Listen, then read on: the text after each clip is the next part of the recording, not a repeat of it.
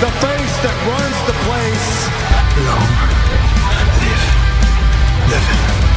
Goodbye and good night.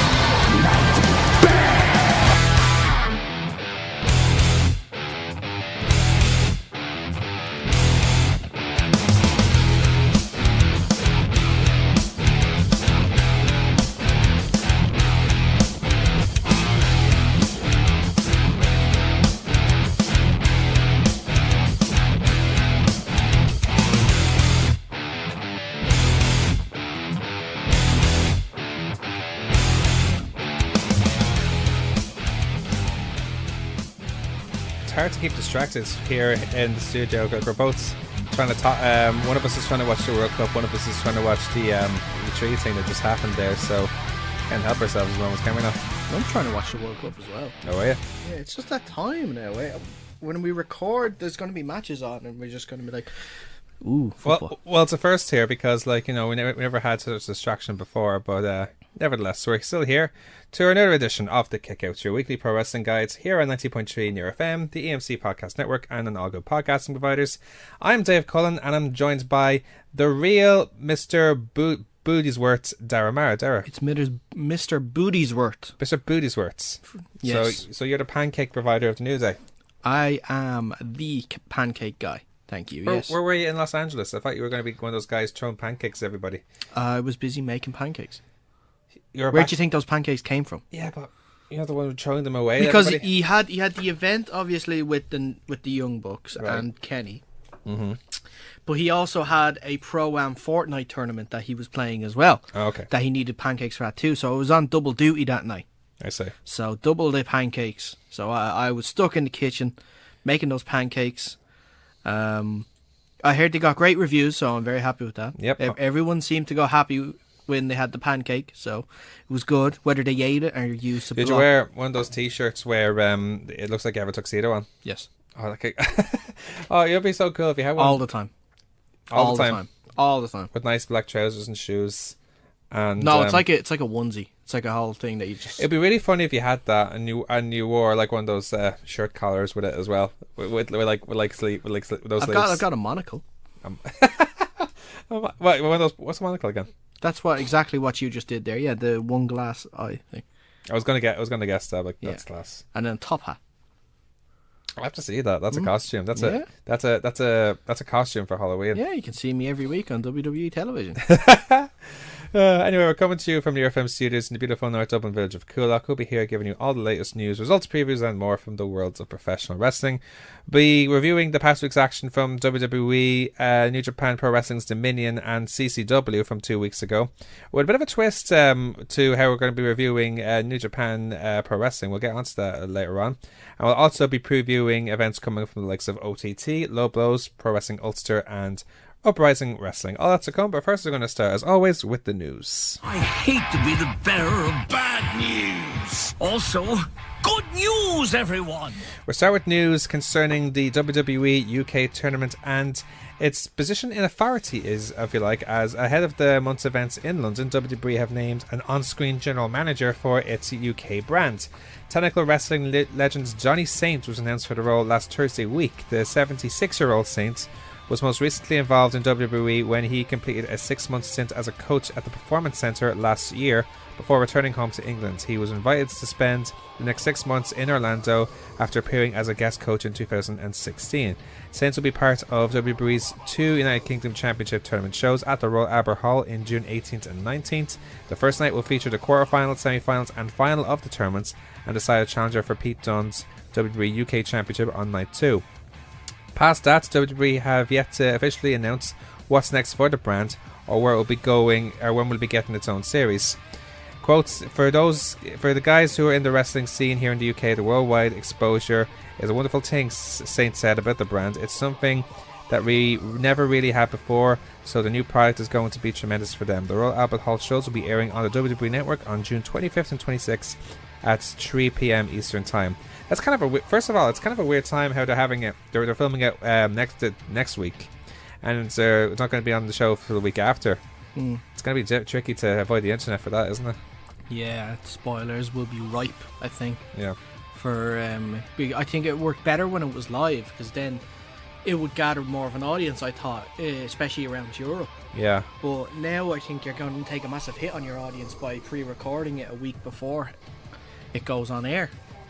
I don't know. Like, I think the fact that a GM is announced, I think pretty much suggests that it looks like they're going to be getting their own sort of weekly TV show. It definitely looks that way anyway. Yeah. And a very interesting one in Johnny Saints, like, who is probably one of the biggest legends when it comes to British wrestling. Like, he's like, before Zack Sabre Jr., there was him. Yeah. Now, I'm not sure if I've seen any of his matches. I probably have to. I might have, but I might not. Probably have in passing, but you probably wouldn't remember. Exactly. Yeah. Yeah, but like, if you see how, like, he's one of the forefathers when it comes to it, because if you see all the stuff that even like the likes of Marty Scurll does today, all these simple little things, like, it all came from him. Yeah. So it's definitely awesome how he got us around for coaching, and it's awesome that he's been considered for that as well. So it'll definitely be interesting to see what it'd be like as a GM. If it would be the tough authority figure, or would it be the gentle person, maybe like similar to William Regal maybe in NXT. Yeah, I think it would probably be more like maybe a William Regal in NXT sort of thing. Yeah. I think obviously maybe remember last year William Regal was at the forefront for the tournament as well. Yeah. I don't think we'll see him like that this year. I think that'll be Johnny Saint's job. Yeah. So, he doesn't like the never classic know. role of a GM, and I think actually, this was the first time I got to listen to the show in weeks as well. Rick was talking about it on his Low Blows show. Yeah. And I apologise that I haven't been able to listen to it sooner. But ever since they went back to going free on like podcasting apps, that's how I've gotten the chance to listen to them again. Yeah. But he was mentioning how like a great GM is one that is not always in the limelight, because then people aren't there to see them. People are there to see the wrestling. Yeah. So I think as long as he's not there all the time, I think he'd be fine. Just there to announce the matches, and that's basically Exactly. The odd time maybe just to step in or something like that, Yeah. like so people don't forget that you're actually there. People know that you're there, but they also know that you're not always going to be like getting in the way of matches and stuff like that. Or even be there in like situations of distress, such as, like, again, go back to Rick, for example. Like, he's doing a great job so far doing the Five Factory Pro Wrestling GM. That scene when Tron and JTP got involved, and he came in going, what's going on? Like, that element of surprise. Yeah. And trying to get involved and going between the situation. So it's like being like the head of the referees or the staff, like, what's going on here? Try and stop these guys, sort of way. Or announce the matches or something like that. So yeah, so that's like a prime example of it right there. So it'll be interesting to see what happens. Also involving the UK tournaments, the quarterfinals have been set this week. They have, yes. They, after last weekend's Download Festival, the following: Zach Gibson defeated Amir Jordan, and Flash Morgan Webster defeated James Drake, Travis Banks defeated Ligaro, and Ashton Smith defeated Joseph Connors. They joined Jack Gallagher in the next round, who advanced, defeating Drew Gulak during a set of NXT television tapings that was just aired, I think, this past Wednesday as well. And that match was on YouTube. Actually, did you see it yet? No, I haven't watched it yet. It's actually not. It's a very quick match. It's only like not even 10 minutes or anything like that. But it ended with Gallagher headbutting him. It was a very clever technical wrestling match. I wish there could have been a longer match, but for a first round match, I guess that's all I could fit into it though. Yeah. The other three places were taken on the Sunday of the Download Festival, with Jordan Devlin defeating Tyson T-Bone, Joe Coffey defeating Tucker, and Dave Mastiff beating Kenny Williams. So the lineup is set of Zach Gibson, Jack Gallagher, Flash Morgan Webster, Travis Banks, Ashton Smith, Jordan Devlin, Tyson T-Bone, Joe Coffey, and Dave Mastiff, of course. The quarterfinals is set as following as well. Zach Gibson goes up against Jack Gallagher. Flash Morgan Webster goes up against Jordan Devlin.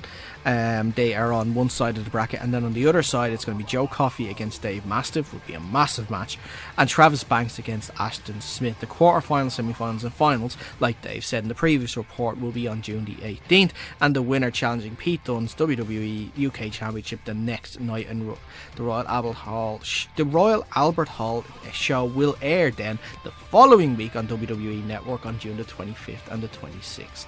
Some very interesting matchups now gone to the quarterfinals, so isn't there? Like, so we have the brackets there. So off the top of your heads, like, or just off there, like, who could you see winning or at least being in the final? It's not easy, is it? I said it beforehand. I said I think it's going to be Devlin.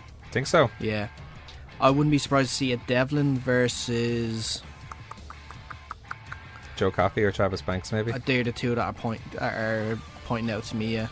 Well, that would probably be the semi-finals right there. It could be Coffey against Banks, and I'd put Zach Gibson against Jordan. I think I wouldn't even count out Zach Gibson. He could easily win this thing as well. He could. I just feel that, especially with the Triple H just past week on his conference call that he had with the media, talking about he pointed Jordan Devlin out for a considerable praise as well for his progression over the last year.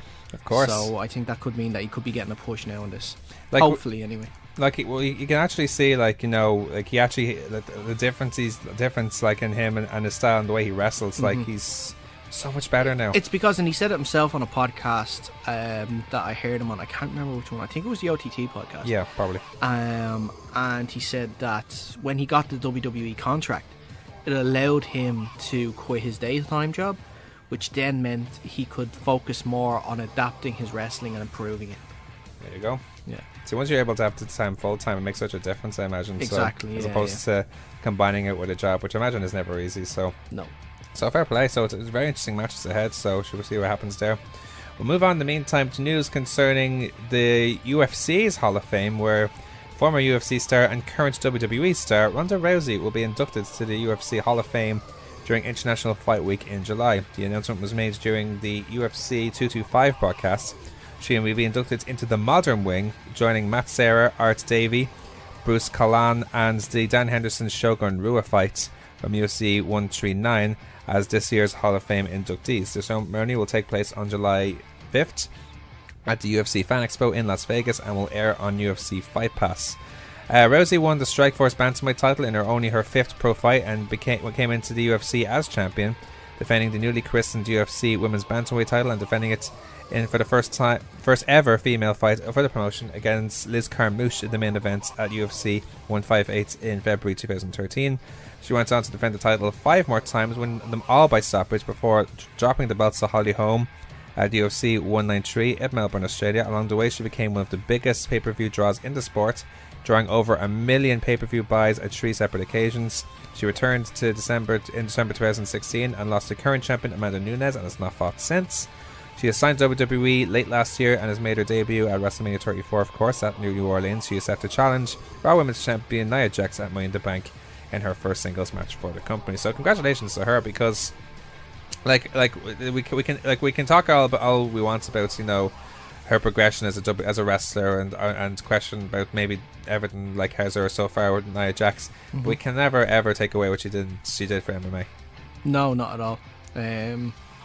What she did, just even it was because of her that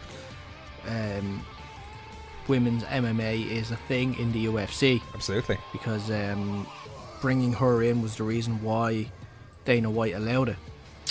Because he was very against it at the start, but when he saw the likes of Ronda Rousey wanting to take part in it, he says, well, we have to bring these in and give them a chance.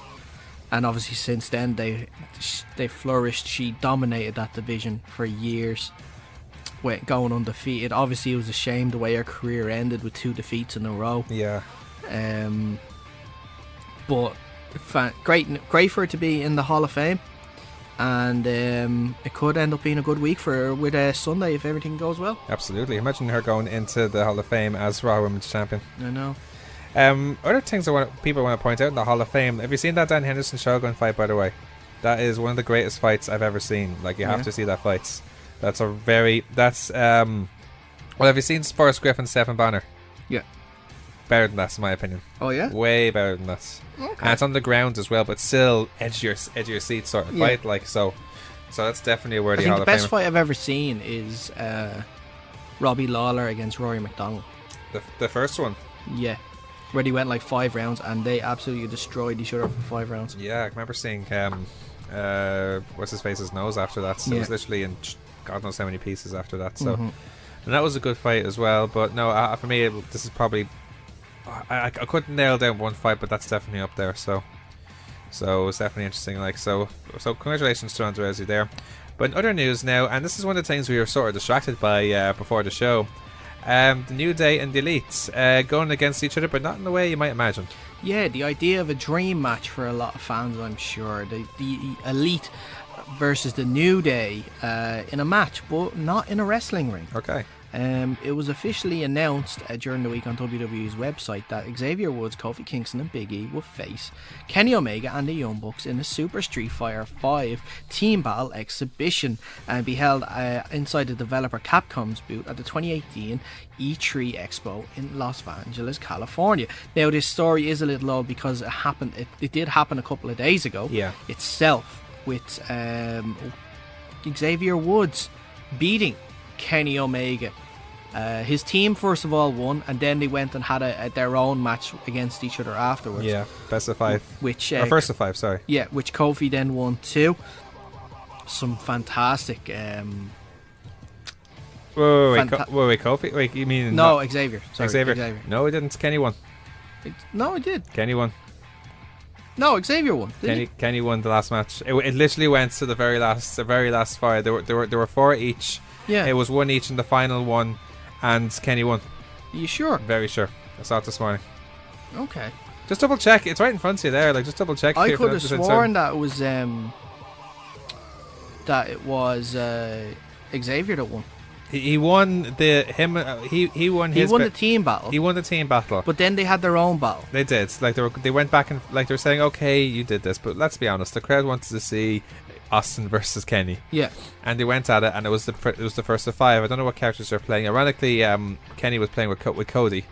Yeah. So that character that he was promoting himself with in that trailer that we were talking about a couple of weeks ago. Mm-hmm. So he played in his wearing a gold suit, Golden Elite. Yeah. And I don't know the name of the other character that Xavier was, but she was wearing like New Day colours. Yeah. So it was like green with orange and stuff like that, or green with pink. You know, they're like. And it was very close. It was literally back and forth, and probably the last punt, it was like they probably had this much health left either, like probably inch left, and Kenny won. Yeah. And they're putting each other over afterwards. So yeah, I'm trying to scroll through here at the moment to find out. So they were building a feud for ages though, because this was like 3 years in the making, though, wasn't it? Yeah, it's been going on for years with these two. Was it always Street Fighter though? Yeah. It was always Street Fighter. Yeah, it makes sense now because remember the time that the Elite came out in New Day t-shirts for a match. I think it was when they were. I'm not sure if they were never openweight 6-man champions, but probably were. But goes to show you. What is the thing I want to bring up actually? It's just concerning the Elites. What are you looking up? Whilst you're looking that up, now Matt and Nick are still. Actually, we'll probably bring it up in Dominion, but I just want to bring it up now anyway. Mm-hmm. Matt and Nick are still 6-man champs with Marty Skrull. Never open weight, yeah. Yeah, so is he going to be part of the Elite now as well? Or, because is the Golden League going to be separate from the Bullet Club now? We don't know. Yes, that's what I'm a bit scratching my head over a bit now, so it's a bit strange. Shall I let you watch that while we move on? No, I just finished it there. See it there? Yeah, That's you're crazy right. at the end. I apologise, you're right, yeah. Kenny wins. There you go. Xavier looks so angry. Oh, he's so down at the end. He's so angry. He's so crestfallen. Aw. Poor Xavier. Yeah, 3 years all for that. 3 years off for that. We'll move on anyway in the meantime. So the full lineups for New Japan Pro Wrestling's the Kajuna Roads have been revealed, featuring 2 big matches and the G1 announcements. Of course, the G1 Climax 28 coming up. The tournament announcements will be strung across all 3 shows. So on the 17th of June, they announced the participants. On the second show, they'll announce the blocks, and on the last show on June 19th, they'll announce the main events for each show. So the title matches announced for the Kazuna Road show tour matches feature Michael Elgin versus Hiroki Goto. It's highlighting the June 17th show for the Never Openweight title. Elgin, of course, won the title at Dominion by pinning Taichi. We'll get to that shortly. So it makes sense that the unpinned champion would be the challenger for the title. Hiromu Takahashi, meanwhile, will also defend the junior heavyweight title against El Desperado at the June 18th show. The main event now for the June 19th show will feature the retirement ceremony of Super Strong Machine, who haven't wrestled in New Japan since 2014. While we won't be wrestling on the cards, the main event will be filled with Strong Machine number 69, Strong Machine Ace, Strong Machine Justice, Strong Machine Don, and Strong Machine Buffalo will all team up to take on all members of Los Ingobernables de Japón. It's enough strong machines, are you sure? Yep. Are you sure that's enough? That's 5 strong machines. It's funny though, like how, like I saw the promo for that, and it's just like 5 pictures that are exactly the same. All this guy with a tan and a blue mask with no. You know visual. who it reminds me of? Do you remember, like, because we were just looking at about games and stuff. Do you remember the Tekken game series? Yeah, I love Tekken. Do you remember Jack? Yes. It's just different versions of Jack. So it's like Jack, Jack 2, Jack 3, P Jack 4. P Jack, Yeah. Gun Jack, Jack 3. I don't know any of the other Jacks. Jack 5. Yeah. I was literally watching all how the Tekken 7 went down. Yeah. Oh, do you play the games yourself? I do, but I haven't played Tekken 7. I won't say anything because it's a big story. It's a big thing in the story now. Story, is there? Big new thing in the story. Yeah. If I find it hard to put. I find it hard to get invested in a storyline for a side-scroller fighting game, though. Really? Yeah, it was the same when like Injustice came out and they went through the story mode of that too. I didn't get it. I know they're trying to do it to make it interesting, and when they remade Mortal Kombat, they did the same thing too. Well, have you been following? See, what's interesting, the difference between Tekken and Mortal Kombat is that Mortal Kombat, like, they've been really reinventing the stories, whereas this story has been going since the game has started. Yeah. All the way through until now. Yeah. So if you, if you pay attention, the main storyline is obviously the Mishima bloodline, like with Kazuya, Heihachi, and now Jin. Yeah. And it keeps going and going and going, and now this Tekken 7 now has a big twist to it now. So I won't say anything. I'll leave it to you to watch it. So okay. But someone dies. I'll say no more. I'll say no more. Someone dies. Okay, now I won't say anymore. It's probably ruining a bit too much there by saying that. So we'll have to see what happens. But though, seriously, I urge you to recommend it though. So okay. But the interesting match is all the same. I wonder what the G1 climax now. I wonder, like, from the outside, just going into it now. And this is probably something we'll look into more as the show goes by now, or certainly after Dominion. Who do you think will follow through now as the next to possibly be the guy to win the G1, especially with Kenny just becoming champion? It's tough, isn't it? Would you see Okada being back in there again? Okada, yeah. Naito, obviously. Yeah, Naito. I'd love Jericho to give it a go, but I don't think he could go with the schedule. What about Bushi? Bushi, he was in it last year. I wouldn't be surprised to see him in it again this year. Actually, you know who I wouldn't be surprised, who I'd love to see in it this year? Yeah. Oh my god, what a goal! I know, I was watching it too.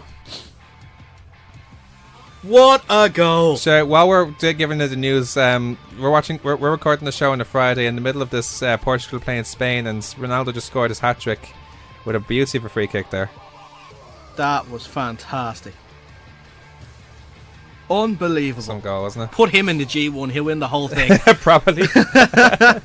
On that note, no one out there that would stand out. You just have to see what the blocks are like, maybe. Yeah. Yeah. So just put Cristiano Ronaldo in there. Back it. What a goal. Yeah. That's the Young Bucks. That's what I was gonna say. Oh, Matt and Nick. Yeah. They just went up to the heavyweight division. Yeah. That's a good call, actually. Put them in it. Yeah. Put Cody in it. Oh yes. Oh my God. That means one of them will have to face Cody. Yep. I hope it's Matt's. We'll see what happens there. Definitely interesting this year, though. Especially that could be really interesting, especially with obviously the whole Bullet Club Civil War, and especially now that seems to be calming down a bit. They're trying to apologize to each other, but I don't think it's completely settled yet. So we'll move on. In the meantime, some news concerning Jeff Hardy this week. Yes, Jeff Hardy's driving while impaired charge from March is close to being resolved. The WBTV in Charlotte, North Carolina, reported that Hardy pleaded guilty in court on Monday. He received a 120-day suspended sentence, was fined $300, and will need to complete 48 hours of community service within the next 120 days. The report noted that Hardy also has to complete an assessment and treatment class in addition to turning over his license. Hardy was arrested for a DWI in Concord, North Carolina on March 10th after being involved in a single car accident. The accident report stated that he ran off the roadway to the right, in turn striking about 105 feet of guardrail before the back end of the car spun out 90 degrees to the left, coming to a rest in the middle to the right northbound lane of travel. He submitted a breathalyzer and blew a 0.25, which is more than 3 times over the legal limits. Well, at least it's all sorted out now, so, and he's got what he wanted from now. He has to be careful now because that's two wellness policies he's broken already now since he came back at WrestleMania last year. So yeah, and he's had his history with like maybe not. I think it's either alcohol or drugs as well. So both. Yeah, both. So we wouldn't want something like that happening. So it's a shame, but we'll have to see what happens. So. Exactly. I guess not much more. I guess you will have to be more careful now. Yeah.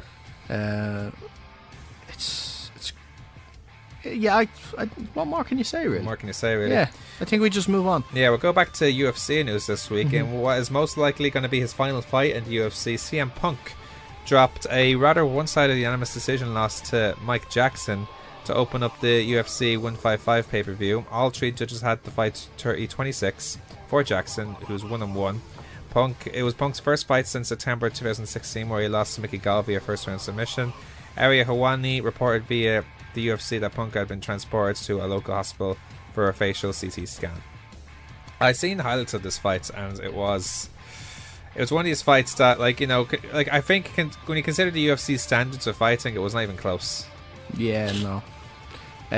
Jackson toyed with Punk for that whole fight. He could have ended it at any point. He chose not to. He was messing with Punk to the point that he even got fired from UFC as well as Punk the next day. I heard about that, yeah. Because Dana White was so incensed by the way he was acting during the fight that he says he never wants that guy back in his octagon again. Which is right, because he shouldn't be going out there just to prolong a fight for now. This isn't like pro wrestling where you can try and end a match in your own sort of booking terms. But is it fair, considering the fact that he's relatively only new to UFC? That's only his yeah, but he's not new to fighting. I suppose he's not new to fighting. Doesn't matter, you know. You don't leave it and one thing like Dana White has always said, in if you watch his press conferences, if you watch any TV shows he's in, when it regards to fighting stuff, he always says never leave it to the judges. That's very true. Never, because they could come out with the result you don't think is happening inside the cage, and then you've just found yourself having a loss. Now, he's a real hard nose when it comes to all that. As well, Jackson is lucky that all the judges saw the fight the same way he saw it going. Yeah. I think it was kind of clear and obvious. I still haven't seen the fight. I probably won't at this stage. It's not worth it. I probably already know. But it was kind of interesting. Joe Rogan was on his podcast there a couple of days ago reviewing the fight, and he was pretty. Ariya Helwani?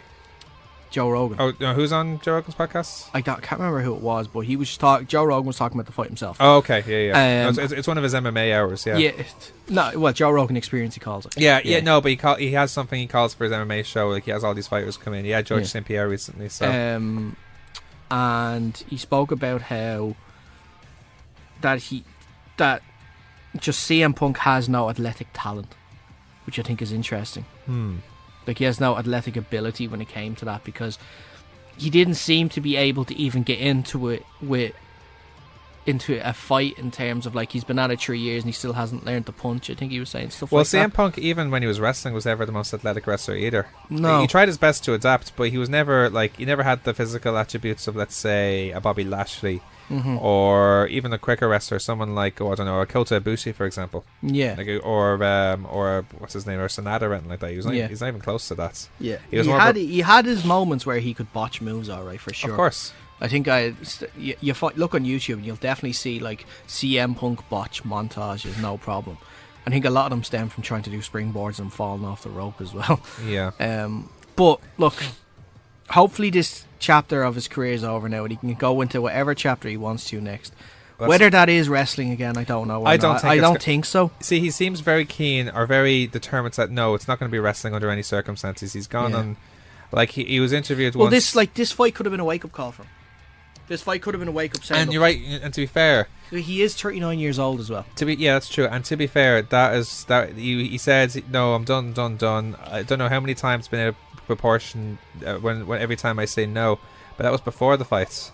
I'm not saying that was change before his the mind. fight in terms of, and also he was talking, I think it was to Ariel Harani beforehand. Yeah. And he was saying that no one has ever given him a concrete offer.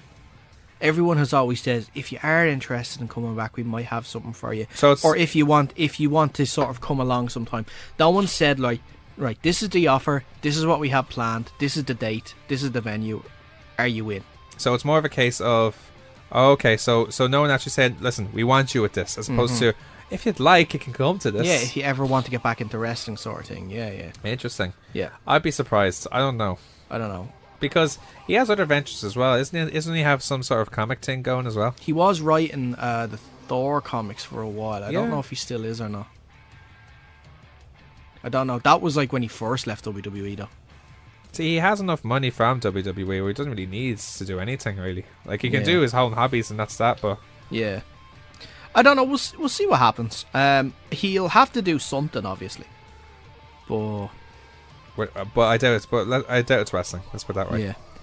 On that note, let's move on. Now we talked about how we've a few times of how WWE stars, particularly NXT stars, still wrestle in the Indies. Another case has been, in fact, a couple of cases have been made to happen over the next months. Yes, you're right. Sorry, I lost my way there for a second. Adam Cole is set to defend his NXT North American Championship outside of WWE against Walter later this month. WWE announced that Cole will be putting his title on the line at Evolve 107 in Melrose, Massachusetts on June 24th. With Stephanie Newell, the former Nixon Newell, challenging for Ginny's Progress Championship last weekend. Unfortunately, she wasn't able to due to an injury she picked up during the Download Festival. Dakota Kai actually took her place in that match. Still. Cole's match will be second time WWE's roster member has wrestled in a WWE friendly promotion this month. That's cool. Adam Cole and your chest, I wish you all the luck in the world, sir. Yeah. Because you're going to need it. I watched that match properly between Walter and who's again Walter and Loki against David Starr and Jordan Devlin. By God, those chaps! Yeah, by they'll God, destroy a man. They will. How a man can throw those chaps? It's God. Yeah. But no, it's interesting though because it's great again. This is one thing I'll compliment WWE, particularly NXT. They allow all their guys, particularly their indie darlings from the past. Adam Cole is one of the biggest, still being able to do his thing outside there, and it's a bit of a match that we wish we'd seen if he was still there. And now it's they're happening. sort of taking it to the old days, to the where there was like, remember the territories when there was. Like when WWE had the biggest territory, and then they would let their other stars go to other parts of the country to take part there to help them. So it's sort of similar to that, where like the NXT had like the biggest territory and they're sending some of their guys to other ones just to help them out. So I like it. It's shown that they're able to sort of do their own thing. I know, like, who was it? Apollo Crews went and did some show as well, and Noam Dar's been doing some shows too. Obviously, Cassius Ohno did ICW as well. There's loads going around and doing like indie shows and stuff like that. Yeah, which so is it's really awesome. good. Yeah, absolutely. We'll finish off the news with news concerning Maranello. Due to his commitments with Showtime Boxing, Maranello will not be calling this weekend's NXT TakeOver Chicago. It was announced the news on Twitter during the week that's noting that Vic Joseph will be filling in for him alongside Nigel McGuinness and Perry Watson. Ranello will be in London this coming Monday and Tuesday though to be part of the announced team with McGuinness for WWE's UK Championship first round shows at the Royal Albert Hall. So it's a shame he's not at NXT because his voice, his announcement is actually I find is one of the key parts of NXT. But it's still cool he's going to be part of the UK tournaments. Yeah, for sure. I think like Vic Joseph as the commentator is not the worst idea anyway, because I think he's doing quite well on 205 Live. So I'm in favour of that. It'd be something different. It's not going to be the worst thing in the world. People are always going to say, oh, Miss Morrow's. Yeah, he's just going to be gone for one show. But he's going to be back. And, like, I didn't hate Michael Cole last year when he was doing the UK tournament. He actually did pretty well. Now, the thing with Michael Cole, we said this last time, is that Michael Cole is always on a particular script. I honestly believe when he's not on a script, he's actually pretty good. Yeah, it's a thing. He was always like he wasn't really like that. Like even in his early days when he commentated SmackDown with Jerry Lawler. Yeah, the first SmackDowns, that was his prime. I think even when he was with, and maybe actually no, his prime was when he was with Taz. Yeah. Maybe more so that they were a fantastic commentary team. Mm-hmm. But he's become more of a guy who's told what to do, and that's fine. He's doing his job. Yeah. But he felt so much looser and so excited. Like that excitement's when Tyler Bate won the title was similar to when, let's say, when Rey Mysterio won the world title. Rey Mysterio, that he almost lost his voice over that, like sort of thing. He had a JR moment, losing his voice at a WrestleMania moment. Yeah. So this is awesome though. So Ranallo being involved in the UK tournament is going to be awesome though. With McGuinness, so that's an awesome pairing right there. So it should be interesting all the same. Some interesting matches as we said to call, so we'll have to see what happens. But that's all our news of the week. When we return, we will start our previews of the week, starting with CCW Revolution 6.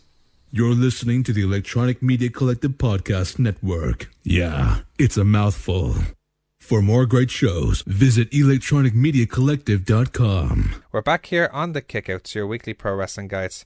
Now let's continue our show now with our results of the week. Oh my God! What the hell is going on? Oh my God!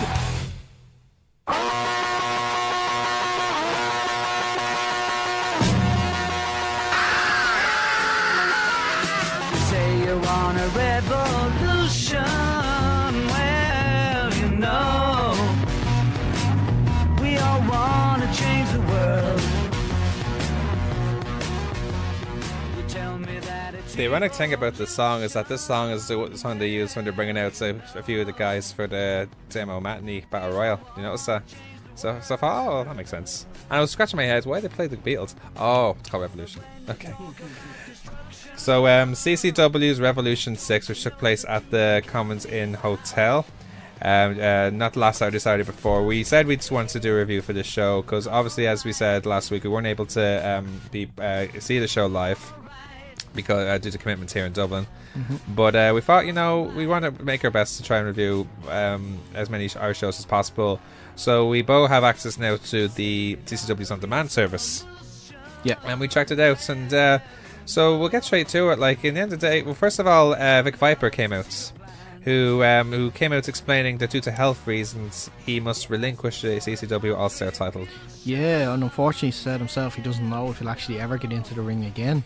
Which is an awful shame, because it would be an awful shame as well. He's one. I look at Vic Viper being one of the pioneers. He's been one of the guys who's there from the start. So, so hopefully he can wrestle again. We'll see what happens. He then said that he hates the situation, and he apologized to CCW before declaring that the winner of the Demo Matinee Battle Royal will be crowned a new champion, and he'll be there to crown a new champion. Because originally they were only meant to get a title shot, weren't they? Yeah. So there was supposed to be an eliminator to whoever won the title. So.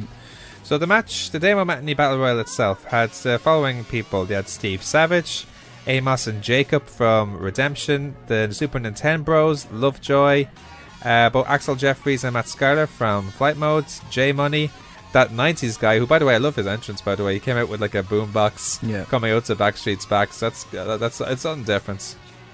You had Kurt the Vulture, Kurt Simmons, who... It's taken a bit of a dark side to him lately. Like, I think it's gone on for the last few shows. Giordano, the producer, who literally shook everyone's hands before the match, coming out in like a Steven Spielberg jacket and literally shaking every single person at ringside, and everyone and in the 20th ring. Century Fox music as well, which is pretty cool. yeah. I had Gunter Isaac and then Billy Bedlam then, so that would be part of the match. And Giordano then was almost eliminated straight away after after Bedlam and Isaac refused to shake his hand. All right, out you go. That was that. So, and he came all the way to Montreal for that. There's some funny moments then when Matt Schuyler, I don't know if you noticed, when Matt Schuyler was confronted by Isaac and attempted to eliminate himself. I did notice that. And then Isaac gorilla pressed him out to the ring. So onto everybody. Threw him on top of, I think it was J Money and the Nintendo Bros, I think, as well. That's it. Yeah. Hunter Isaac is so scary. he's really making a name. He's really using his monster status really well. Like he's becoming like the Braun Strowman of Ireland. If you like, if that makes sense. Oh yeah, he's destroying anyone that goes near him. Yeah, he has that aggression as well. Like so, but in the end, it was Billy Bedlam who eliminated Steve Savage last, with some help from Gunter Isaac, who helped him cling on down the bottom rope to eliminate him and win the All-Star title. And Raven and Isaac celebrated with him before Vic Viper presented him with the trophy for winning the Battle Royale and the title itself. So it's interesting. Like Billy Bedlam is All-Star champion. I think that's his first title now. So yeah, really good for Billy. I think that's kind of what therapy needs as well going forward, don't they? Yeah. Especially with the fact that they're probably the most dominant faction in there at the moment. Well, they're definitely. I think they're one of the more interesting aspects of the entire promotion, because they are people you want to see. Yeah, and I said it when Gunter joined them. I says this will take them to the next level, because it was just Billy and Raven, and then for a while it was Lauren for a bit too. But she got out of the vice of Billy. So I think it's the right move now. Because all of them have this is exactly it. Now they have the women's title and the All-Star title. Absolutely. Now, so what did they go for the tag titles next? Who knows? Yeah, who knows? It's certainly interesting. Now, of course, Jordan, the producer, who's still around the ring after the match, he then said, "Listen, I didn't come all the way to Montreal just for nothing." So he issued an open challenge to anyone from the locker room as he felt hard done by losing the Battle Royale. Out came Paul Tracy, who originally was supposed to face Doug Williams. It wasn't on the VOD, but I heard that Doug Williams gave a video statement saying, "Oh, I'm sorry I couldn't make it. Hopefully he can make it again sometime. It was due to family reasons or something like that." So, and he answered the challenge saying that he's a loser just like everyone else and everything in Cork. He criticised Cork City Football Club and stuff like that. Your football team's crap. Your hurling team's crap. I'm like, so he knows how to turn. He's still good. He's still an amazing heel. Paul Tracy, claiming that his hair was pulled all the time. Yep. Big and giant baby chants as well, throughout the crowd. For a match that probably had to have been done, if not on the fly, maybe planned just before the night started as well. Probably. I thought it was pretty decent. I don't know. Obviously, I don't know a lot about Giordano, the producer's past, in terms of how long he's been wrestling. But he looked a little green, but he still looks like there is definitely some talent there as well. I definitely think though that Tracy was the man who made that match. The match. Oh yeah, he took the reins, and he had to, because the experience that Tracy has, like, he would have been able to help them get through that match, no problem. Absolutely. Yeah. In the end, it was Tracy who pushed the ref away. The ref, I have to say, looked a bit confused at some of the things when he pushed him, and you gave almost a weird look afterwards. But in the end, it was he pushed the ref away before hitting a low blow, a face buster, and a rainmaker to win the match there. Yeah. Now, Armstrongs versus Rough Stuff, CCW tag titles. You have to love the Armstrongs. They are one. Have you seen their latest stuff? During the week. How good was that promo against Rough Stuff? This is for their match coming up now at Contenders. Rough Stuff gave one back, and then I didn't see the one back, and then Butch gave one back, and then Paul Scarf gave one back. I only seen the one with Marion. Oh, Marion's is brilliant, but CT's is brilliant too. I only got the chance to see Butch's one. I haven't seen Paul Scarf's one as well. I think I heard Paul's one is to the tune of Johnny Cash's Hurt. Oh really? Yeah. I heard CT Flexer's a very good singer. Yeah.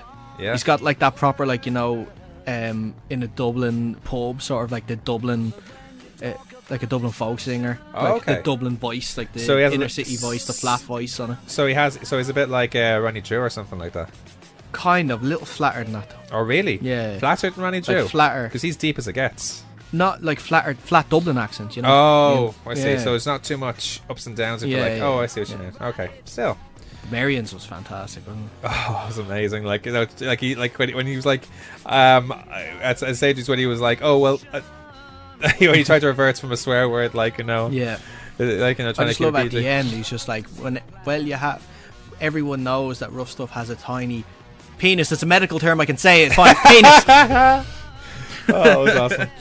It was funny at the start of this match as well when CT Flexer managed to get a pec drag on Butch. Not an arm drag, a pec drag on Butch. Drag, when he got his finger stuck in between CT Flexor's pec muscles, I managed to drag him across like it was an arm drag, I should say. Butch is in great shape, by the way. He's really gained a lot of mass. Like if you looked at his early, like when we seen him first time, and I think it was the first time we seen him live was Super Larietto Brothers last year, I think it was.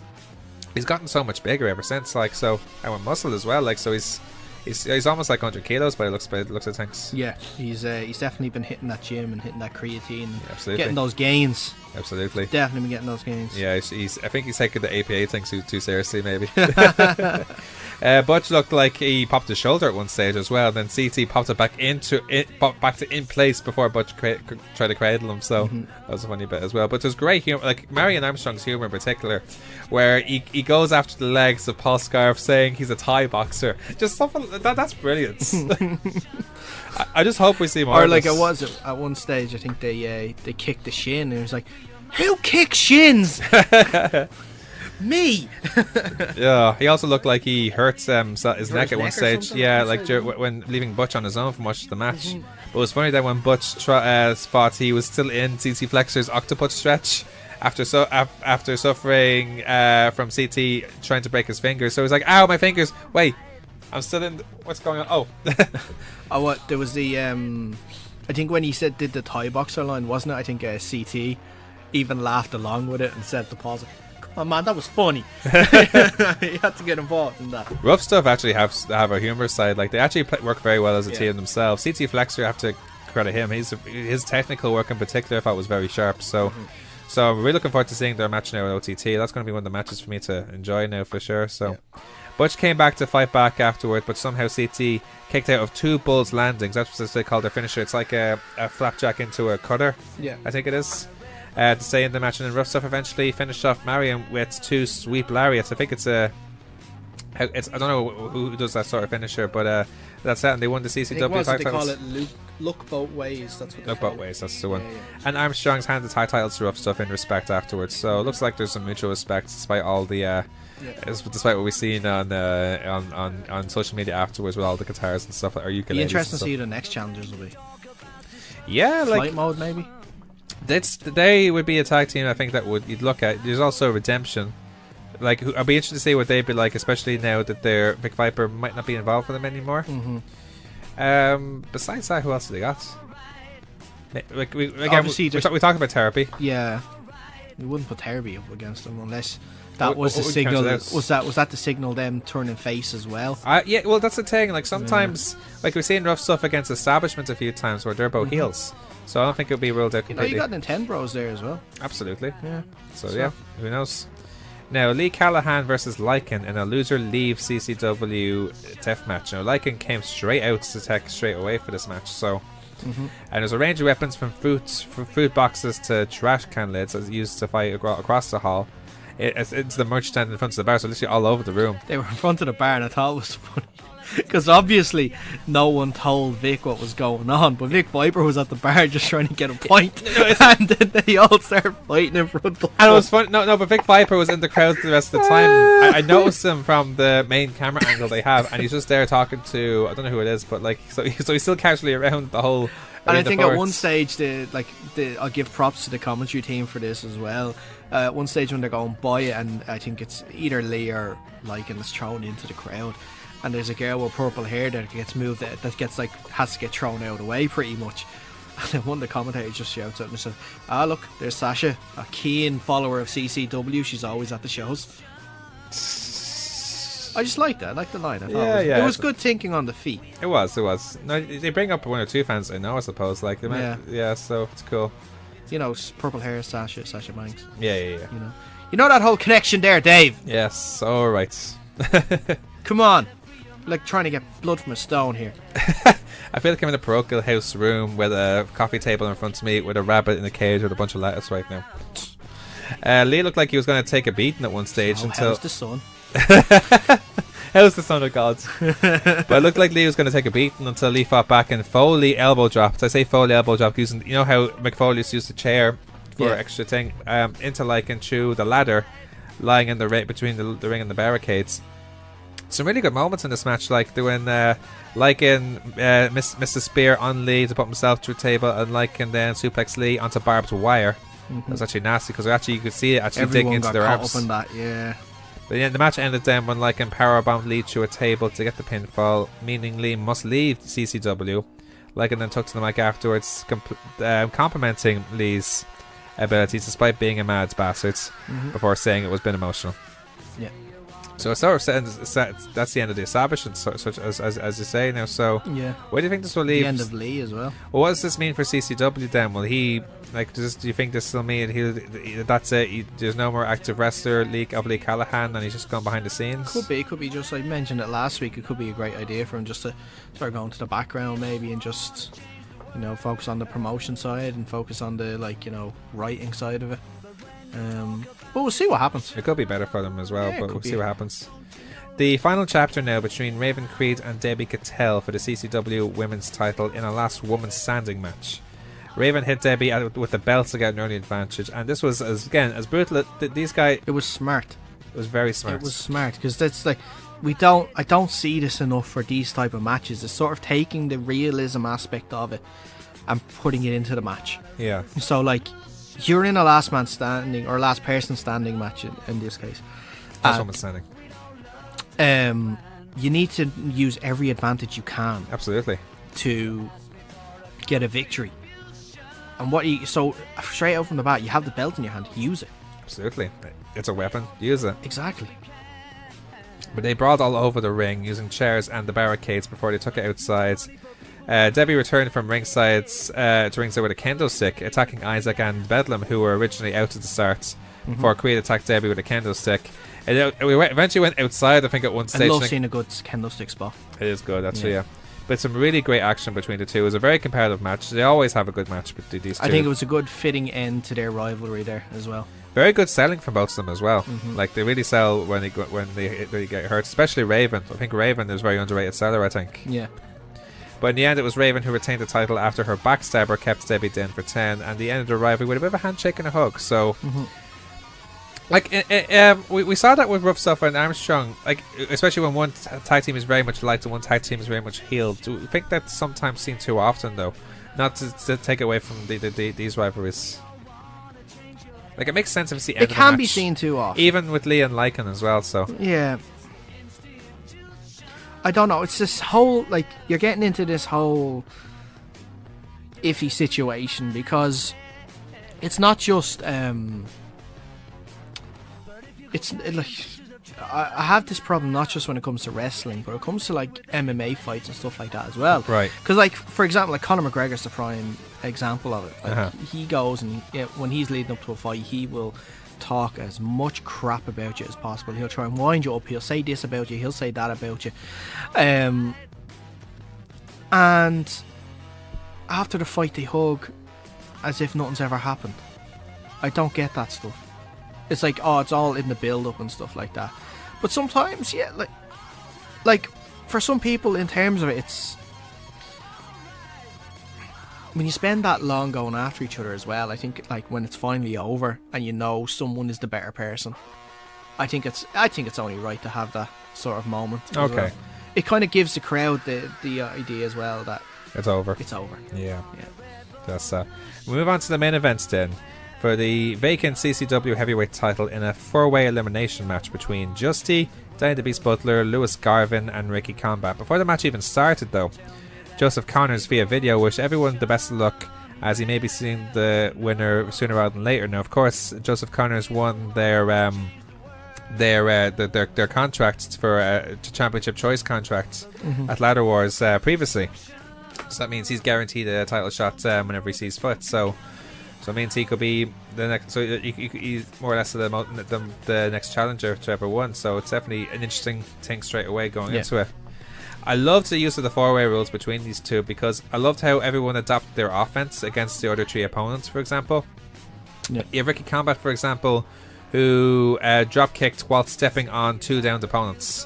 So I think he used the missile drop kicked and then try and kick the other 2 before the landing. Like, it's very hard to do that as well. Garvin also, he had Butler in an abdominal stretch while suplexing Combat.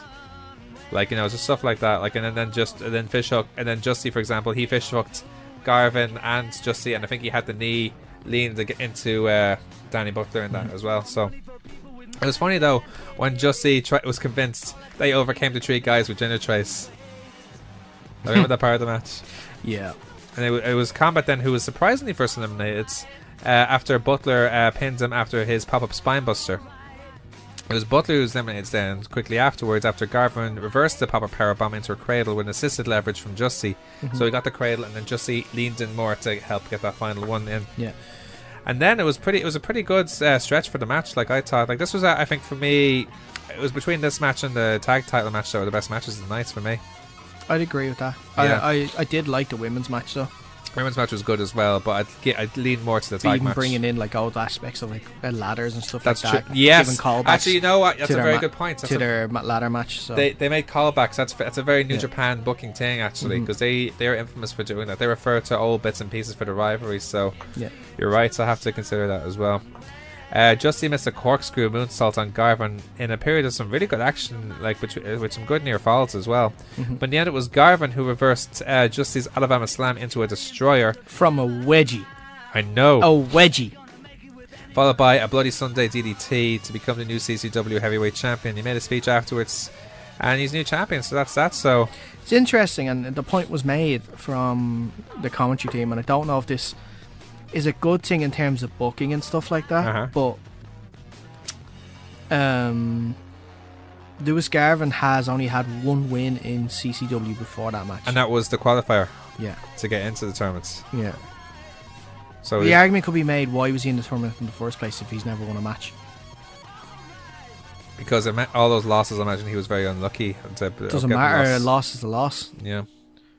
You know, that's and now the champion is a guy who's only won 2 matches, and I just like, in terms of a booking and progression story sort of narrative, I had a problem with that. But it's not taking away from the wrestler. The match itself and Garvin the is. wrestling was fantastic. Yeah, it's not taking away from the it's wrestler just that Garvin is. the outcome and then the progression forward. It could be like, if you were going to, obviously they were put in a pickle because of Pastor William Evers' injury, and that's unfortunate. Yeah.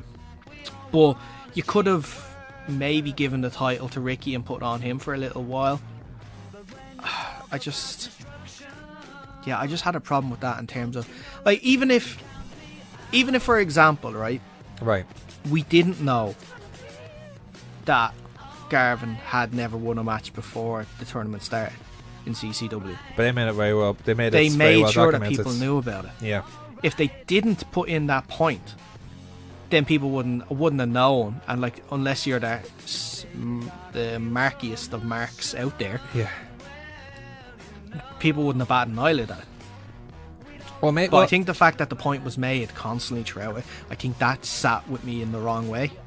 You know which promotion did something similar to this before? Progress did this before with Will Ospreay. When he was only up and coming.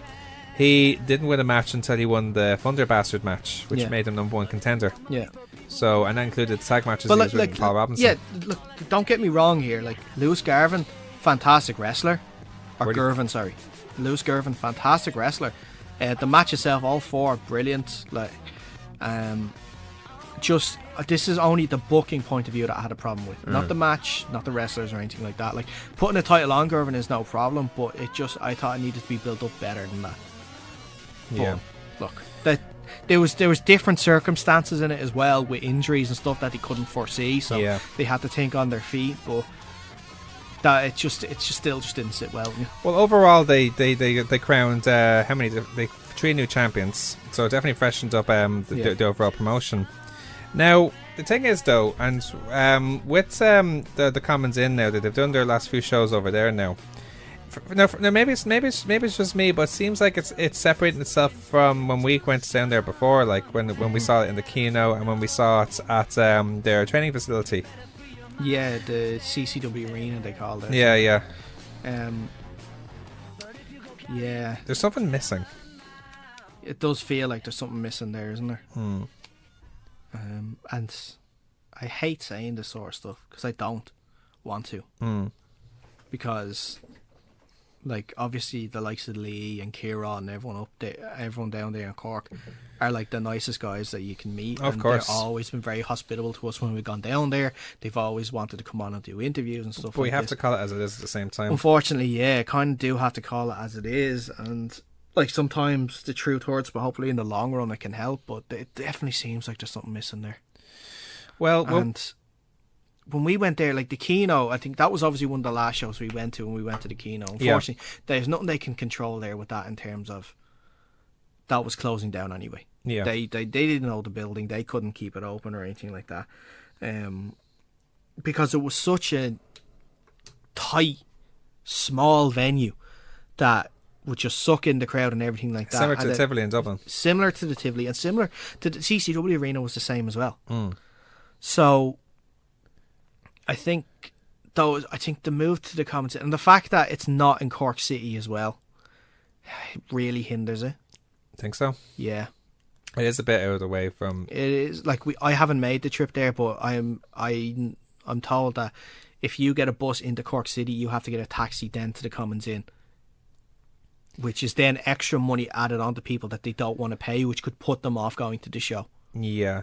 You know, And it seems like that's if we compare the crowds, the crowds for between both events, that could be a contributing factor. I think it is. I think it is for sure. Which sucks as well because they do have some really good talent down there. Oh, listen, like there's definitely highlights from that. There's Yeah. definitely good aspects of CCW, like as we said, like you Yeah. know, like Raven creates an excellent women's champion. The Armstrongs and Rough Stuff having an excellent rivalry. But the tag, there's awesome Yeah. enough talents for it Like to do well. despite me saying that I had a problem with the fact that he's champion, but that's only because of the booking. Lewis Yeah. Gervin's a fantastic wrestler. Ricky Combat is a fantastic wrestler. Danny Beast Butler. Justy's appearing there a lot more, and everyone knows that Justy's fantastic anyway. Yeah. Whether he's on the mic or whether he's in the ring. You got Raven Creed, or not Raven Creed, we already mentioned Raven Creed. Debbie Keitel down course. there, you know. There's some really good, like, up-and-coming wrestlers as well that spend a lot of time down there too. Flight Motor, really, really good too. Yeah. So the new champions now, what's next for them? Like, where do you think they'll go from here? Like, what will this mean for Rough Stuff? What will this mean for Raven? What will Lewis Garvin be like now? I don't know. We'll have to wait and see. Like, they didn't announce the next show yet, did they? Not that I'm aware of. No. So we'll have to have a look and see what happens at the next show. If there was one way of doing it that could possibly get them back in Cork City, it'd be fantastic. Yeah. You know, I think the worst thing that happens when they lost that CCW arena license, because I think they got in trouble with. I don't know what it was. I actually have no idea what it was. Why they couldn't do it. I think they said something about they couldn't sell alcohol on that premises I think or there's something something like to that. yeah. So that's why they had to move. Yeah. But look, we'll see what happens. We'll see what happens in the future. Hopefully, maybe in the next couple of weeks, it'll be a lot more clearer. Absolutely. But we'll see. We'll see what happens. We'll see. Cool. Well, on that note, we will take a short break, and when we return, we will continue our results of the week with New Japan Pro Wrestling Dominion. In the future, roving bands of comic book podcasts will savage the wasteland, once known as the Internet. One podcast, the Grawlix Podcast, may not be the biggest, may not be the funniest, may not be the most well-spoken. Wait, what was my point again? Oh yes, the Grawlix Podcast. Listen to it at grawlixpodcast.com. That's GRAWLIX podcast.com. We're back here on the Kickouts, your weekly pro wrestling guides. Now let's continue on our results of the week with New Japan Pro Wrestling's Dominion.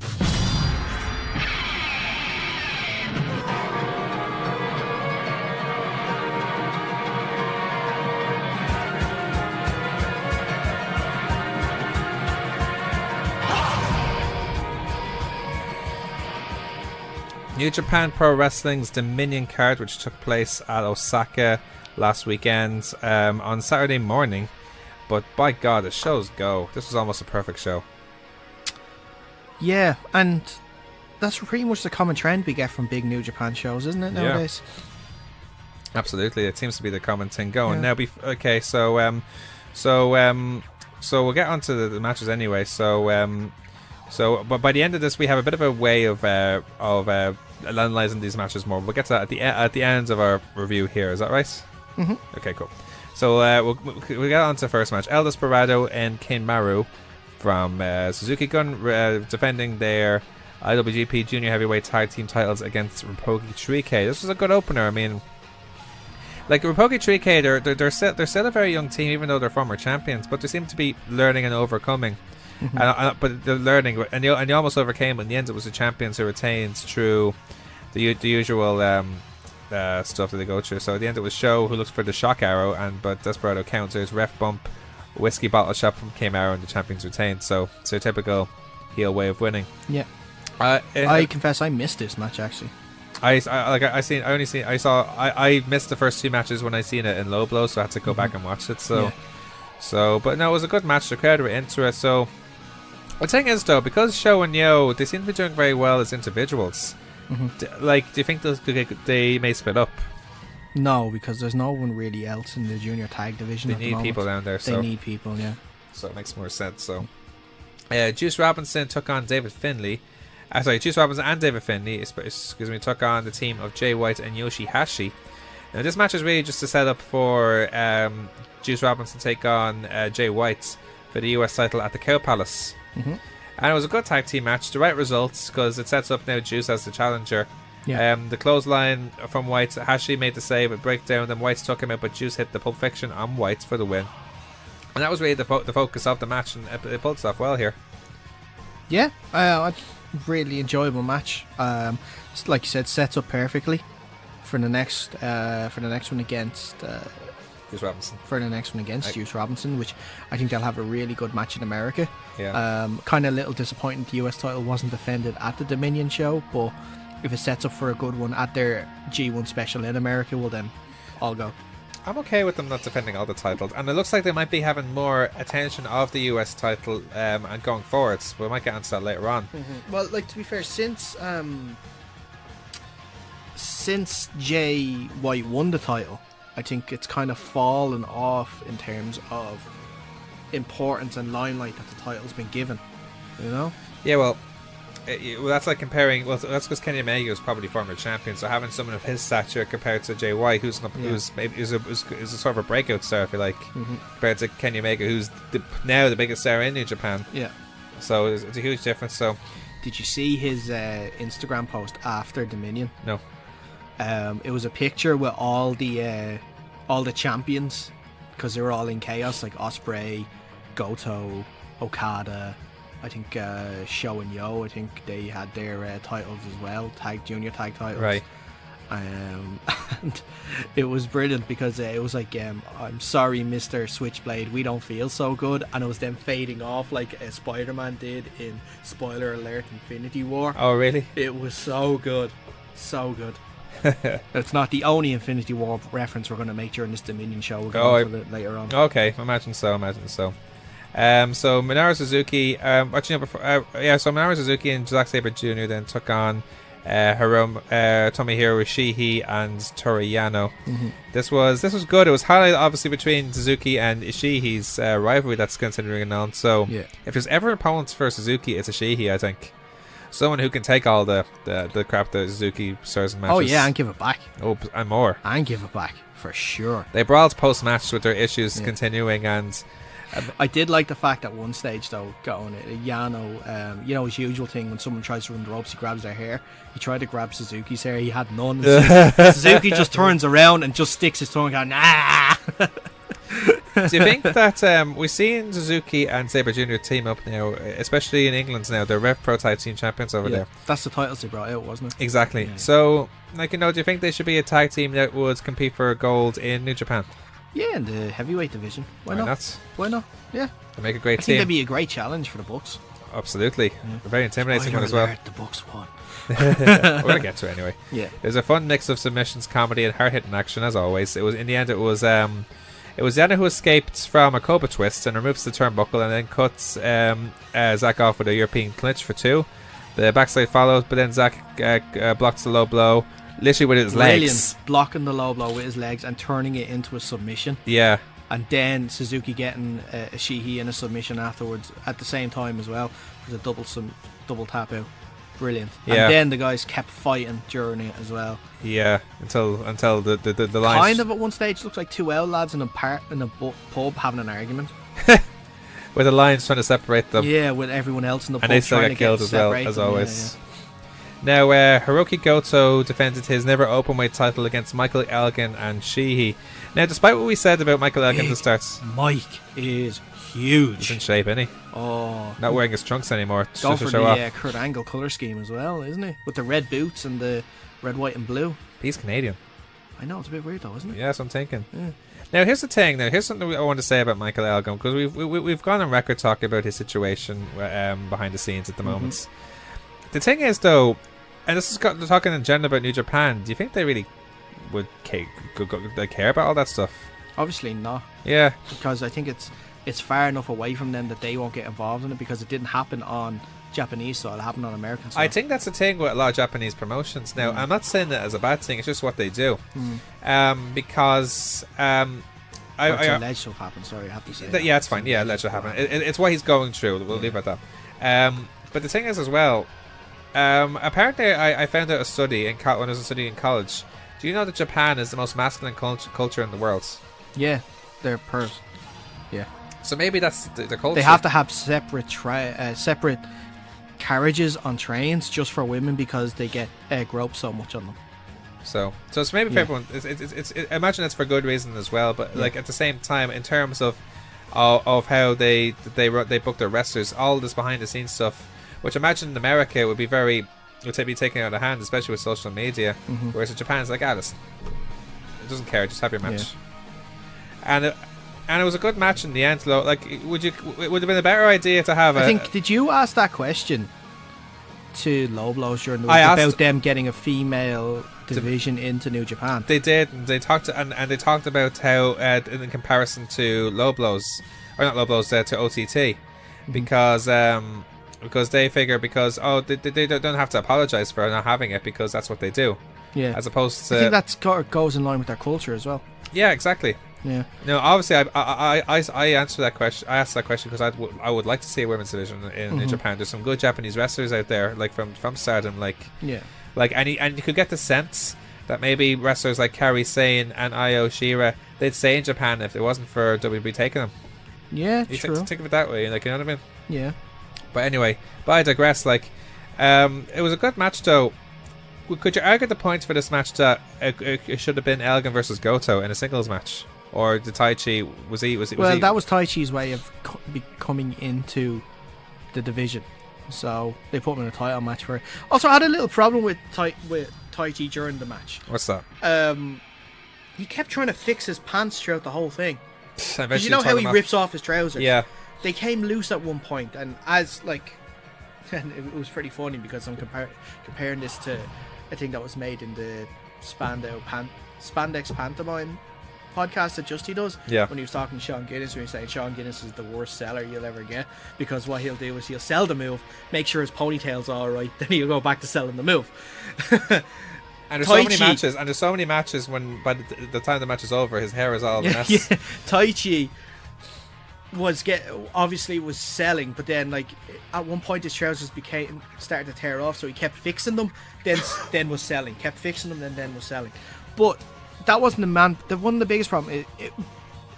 He at one stage he threw, what's the girl's name in it? The one. I have no idea. I forget her name. Abe something. Let's say Abe. We'll just call her Abe anyway. I'll tell you now. But Abe was obviously ringside, and at one stage he put her into the ring to distract the ref while he could try and hit Elgin with the mic stand. Yeah. It's a triple threat. There's no disqualification. You can just hit him with the mic stand. You don't need to distract the ref. Why did he do that? God only knows. Her name is Maiho Abe. Maiho Abe. Yeah. Sorry, Maiho Abe. I got your name wrong. She's a lady who distracts. Yes. You shouldn't have been needed to distract. It was a triple threat match. But in a way, I probably get how this match was built, because Taichi was in this match. It wasn't Goto who's pinned for the title. In the end, it was how did this match finish? It was a head kick to Goto, and Elgin cut him off and buckle bombed Taichi into Goto, and then he Elgin bombs Taichi for the win to become new champion. So it sets up Elgin versus Goto 1-on-1 later on. And there could be really good matches now, for Elgin is never openweight champion now, so I look forward to seeing what that could be. And so, especially in the shape he's in, jeez, Junior Mac. Yeah, exactly. Sure, matches against Goto, maybe Suzuki and stuff could be on the way as well. Who knows? Yeah. Now, Evil and Sonata defended their IWGP Heavyweight Tag Team titles. Retained? Are you watching the same show as me? No, I got my mixed up. It was Evil Sonata defending their IWGP Heavyweight Tag Team titles against the Young Bucks. Now, the Young Bucks have won their last three at Dominion, and will look to make it 4 and win their first IWGP Heavyweight Tag titles. I still don't know if there's another tag team ever who have won both Junior Heavyweight and Heavyweight Tag Team titles. I don't know either. Neither do I. Yeah. It was a great match, though. Really good layouts and execution from all 4 men.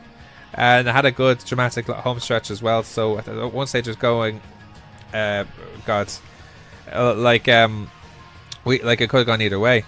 For this match, it was fantastic, and the selling by the Bucks, especially with obviously it was Nick's leg this time. Nick's foot and Matt's back. Yeah, both brilliant. And like at some stage when they were trying to do the indie taker and stuff like that, he couldn't do the springboard onto the ropes because his foot was so bad and everything. And there was times where Matt couldn't do certain moves because it would hurt his back too much. Yeah, really good. I hope these continue for a program, because like these matches would be fantastic.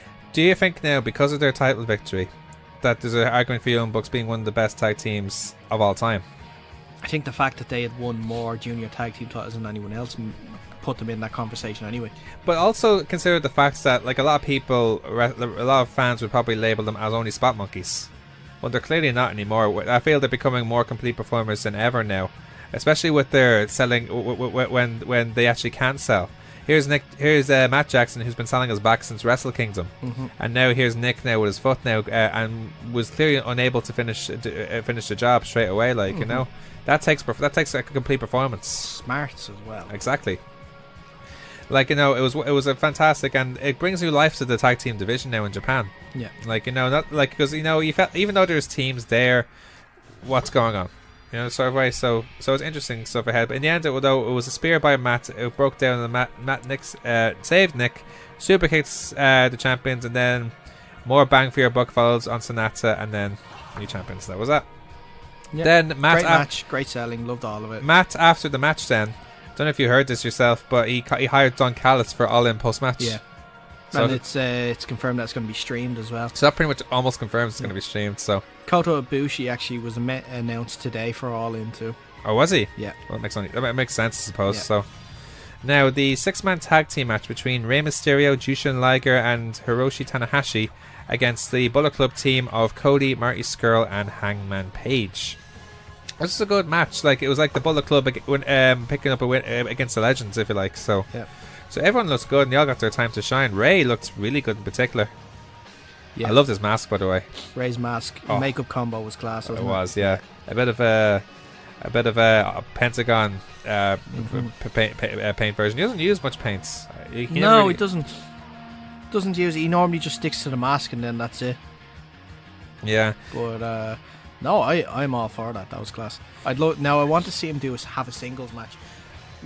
Probably against someone like Marty. I was just going to say that. Marty. Yeah, I'd like to see him against Marty. That rivalry had something starting at Strong Style Evolved. Yeah. When he took his mask. Marty's going into the mold of like legend killer at the moment. Like he's going after Liger and Tanahashi beforehand, and then obviously Rey Mysterio's have to join in the fold too. Yeah. So yeah. See what happens. Like in the end, it was Ray who hit a bunch of 619s and get dives to the floor. Liger hit the top rope, Harana on Cody, but then hits the crossroads for the win. Yeah.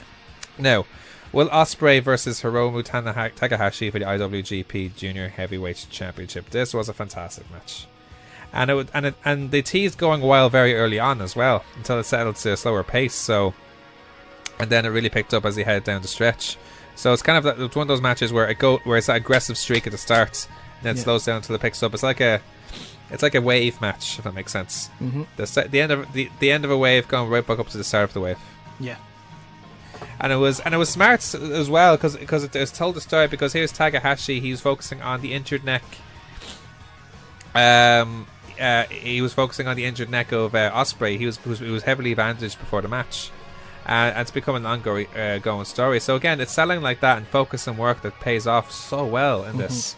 Yeah, it's locked in until the finish. It was interesting because before the match, Ospreay sent out a tweet saying saying to Tanahashi, look, let's leave everything out there. Let's make this the main event. And they did. They threw everything out there. I think at one point I even saw the kitchen sink. Everything was left out there for that match. Oh. Obviously the spot that everyone remembers is the one on the ramp. Oh my god. Yeah. Even like Ospreay at one stage using the C word in the corner against against Tanahashi. I was like, oh yeah, this is definitely done, not WWE. Not even close. And this is a match that was very much hyped. Like, this is probably as good as a cruiserweight a junior heavyweight title match they can have in New Japan. Yeah. And it delivered. And Takahashi's back on top. And this is very big in Japan because he's been the guy that a lot of people, because when he lost the title, all the fans loved him so much, especially when he showed his humorous side with Daryl. Yeah. And now he's back there. So it'd be interesting to see where. Well, first of all, we'll be interested to see what's Ospreay next, because will he slow down now to recuperate from his neck, similar to? Not too sure. We'll see what happens. He'll obviously be involved in the America show, I'm guessing. Oh, I imagine so, yeah. But if he does anything out beforehand, maybe a few indie bookings or stuff like that, I don't know. I'm more keen to see what's next for Takahashi now as champion. We know obviously he's going to be against El Desperado next. Yeah. But by God, I want to see him and Dragon Lee for the title. That's a match I'll never get sick of. Ever. It's an Owen Zayn match. You'll never get sick of it. Okay. I've never seen it, so I can't say. You've never seen No. Oh my No, God almighty, had such amazing matches last year. There's this finisher that he does that I don't know how he does. He has a power bomb. He holds the neck and he slams him that way behind him into like a suplex. Never seen a Dragon Lee Takahashi. They definitely wrestled each other at they wrestled each other at the Best of Super Juniors. They did. Look it up. It's definitely on the Best of Super Juniors. I don't know which one. I'll let you know after the show, but it's definitely worth watching. Now, Chris Jericho versus Tetsuya Naito for the IWGP Intercontinental Championship. Very good match. A very violent pre-match brawl. Yeah. Which set the tone very well. Very smart. Because it took advantage of some smoke and mirrors, maybe, like before the match. Not that's a bad thing. Jericho going for the whole Clockwork Orange style look. I like it. Yeah. No, I think at the time I was thinking he's being a desperado. He's being a Ingornable here, because I think that's part of the makeup of the Desperados, or not the Desperados, the Ingornables, who wore the fedoras and the makeup like that. So, okay, I think that's where it's from anyway. So, it was a very different match from anything else in the show, which was to their advantage as well.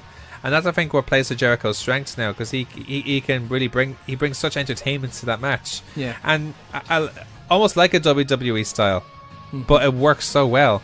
Like when he took the camera and flipped off Naito in front of it, it's just stuff like that. Yeah, I thought under the circumstances it was a fantastic match. Yeah. Because you got to look at it in terms of the place on the card as well, because they couldn't have like this classic near fall after near fall after near fall doing like any move possible, because before the match was Ospreay, Hiromu, and then obviously after the match was going to be Omega and Okada. Yeah. So they had to do something different, and they couldn't compete with those two matches on a wrestling basis, so they had to change it up. And I think turning into it like pretty much for the whole thing like a brawl was the best thing that could have happened. It's very clever booking. Yeah, it goes along with Jericho's character in New Japan as well, because he just wants to be the alpha. He just wants to beat you down, so he will be number one. And it's and the crowd turning on Naito as well, Jordan. I think that's what they want as well, because I think they are signaling to turn Naito into a heel again, because I think they want him to be the top heel in the company, so he can be the main challenger for Omega. Only makes sense. Eventually, so Omega will be the top face and he'll be the top and he's so heel much in better the as heel as Naito as well. Yeah. I mean, the reason he's gone face at the moment is because he's so admired right now. He's like the anti-hero, similar to a Steve Austin. Not the same character, but very similar in the way that he's rebelling against the establishment, which is sort of what Steve Austin is. Naito's doing it in a sort of different way with the LIJ. Yeah. Even like the random at points when he was spitting and stuff like that and not acknowledging the crowd and everything. I think that was it. Yeah. You know, that was the points where he was starting to turn. It was the end when they continued to trade. Jericho took control and Naito countered the moonsault and hit the Gloria. Tasania was countered, ref bump, low blow, but Jericho, and then the code breaker finished it in a very surprise finish. Yeah, I don't think anyone predicted that. No one expected that. But the fact that Jericho's Intercontinental Champion, and that means he's staying in New Japan, so that's a good thing. It is. Even though he did confirm that he will not be taking part in the G1 special. Yeah. Because that's in America and he doesn't want to piss off Daddy Vince. Which I can understand. I can understand. I can, yeah. It's also the same reason he won't be doing All In then. Yeah. Yeah, so he's only working in New Japan though. But do you think that could put the IC title in ice then? No. No? I don't think so. I think he'll be just there to do more shows. No. Obviously, he won't be defending it as much as previous people defended the IC title. So he won't be doing it. He won't be doing a Brock only appearing when he sees fit. I doubt that. Yeah. Yeah, I doubt that. Yeah, like I like the potential. Like at the end of the match, though, it was Jericho laid out Naito again with the belt. Then got a ladder belt and started whipping Naito with it until Evil came out and made the save. Do you Evil think to be the next person to challenge, maybe? Wouldn't be mad at that. Yeah. Would not be mad at that. And finally, the main event: Kazuchika Okada versus Kenny Omega, IWGP Heavyweight Championship, 2 out of 3 falls with no time limits. 7-star match. It says this match is in the this match was 69 minutes 30 seconds. Yeah, and let's just start off with the video package at the start. Yes, fantastic, unbelievable. And when I saw that video package, I thought back to the podcast that Kenny Omega did with Jericho after Wrestle Kingdom, right? Where Kenny Omega talked about doing a video package with New Japan to set up for this match, but they never got around to doing it because they just let time get by them, and he was very pissed off about it. Showing this showed how much went into this. This played into this and making it the perfect match. Him walking through all in black, him then having pains because of what's happened in the past, then seeing from his yin to his yang, seeing Kota Ibushi there, and then seeing the playbacks of them getting back together, him all in white as well, and saying like, are you ready now? Because you're going to you're finally ready. What did it cost? And then Kenny just goes, everything. And that line with the throwback to the Avengers Infinity War, which have you seen yet, by the way? I haven't. You haven't? No, I'm okay with spoilers because I'm not. I haven't seen any of the movies in full. So that is a brilliant throwback to Thanos in Avengers Infinity War, right? When he does what he does. But look, it's been so long at this stage. Just tell me. Spoiler alert: Thanos kills everyone. Okay? This, when he gets the gauntlet and he clicks his fingers, he kills not everyone. He kills half the population, because that's what it does. He kills half the population of the world, and then he goes into this in what is believed to be the Soul Stone itself. He goes into the Soul Stone itself for a moment, and he sees his daughter Gamora there, who he sacrificed to get the Soul Stone in the first place. It's the one thing that he loved in this universe more than anything else. And then child Gamora says to him, he just goes, so did you do it? Yes. What was it? What did it cost? Everything. And that played into this match, because this match was unbelievable.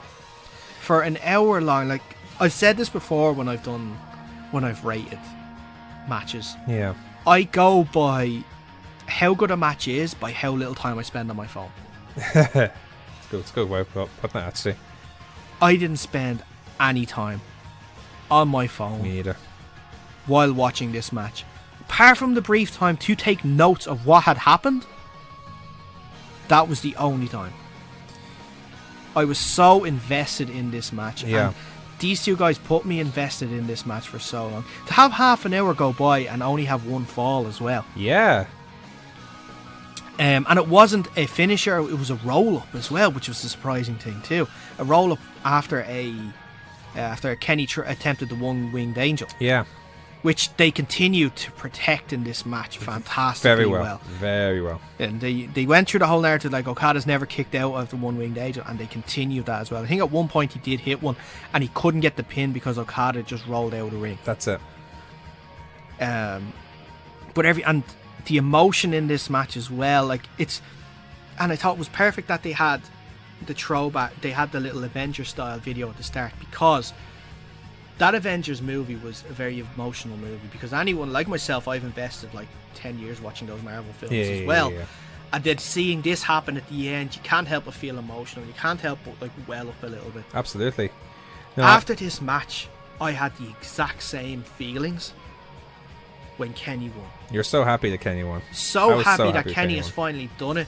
Like, you become so emotional that you've invested like over a year into this, with the trials and tribulations that Kenny has gone through, from losing the matches against Okada, coming so close.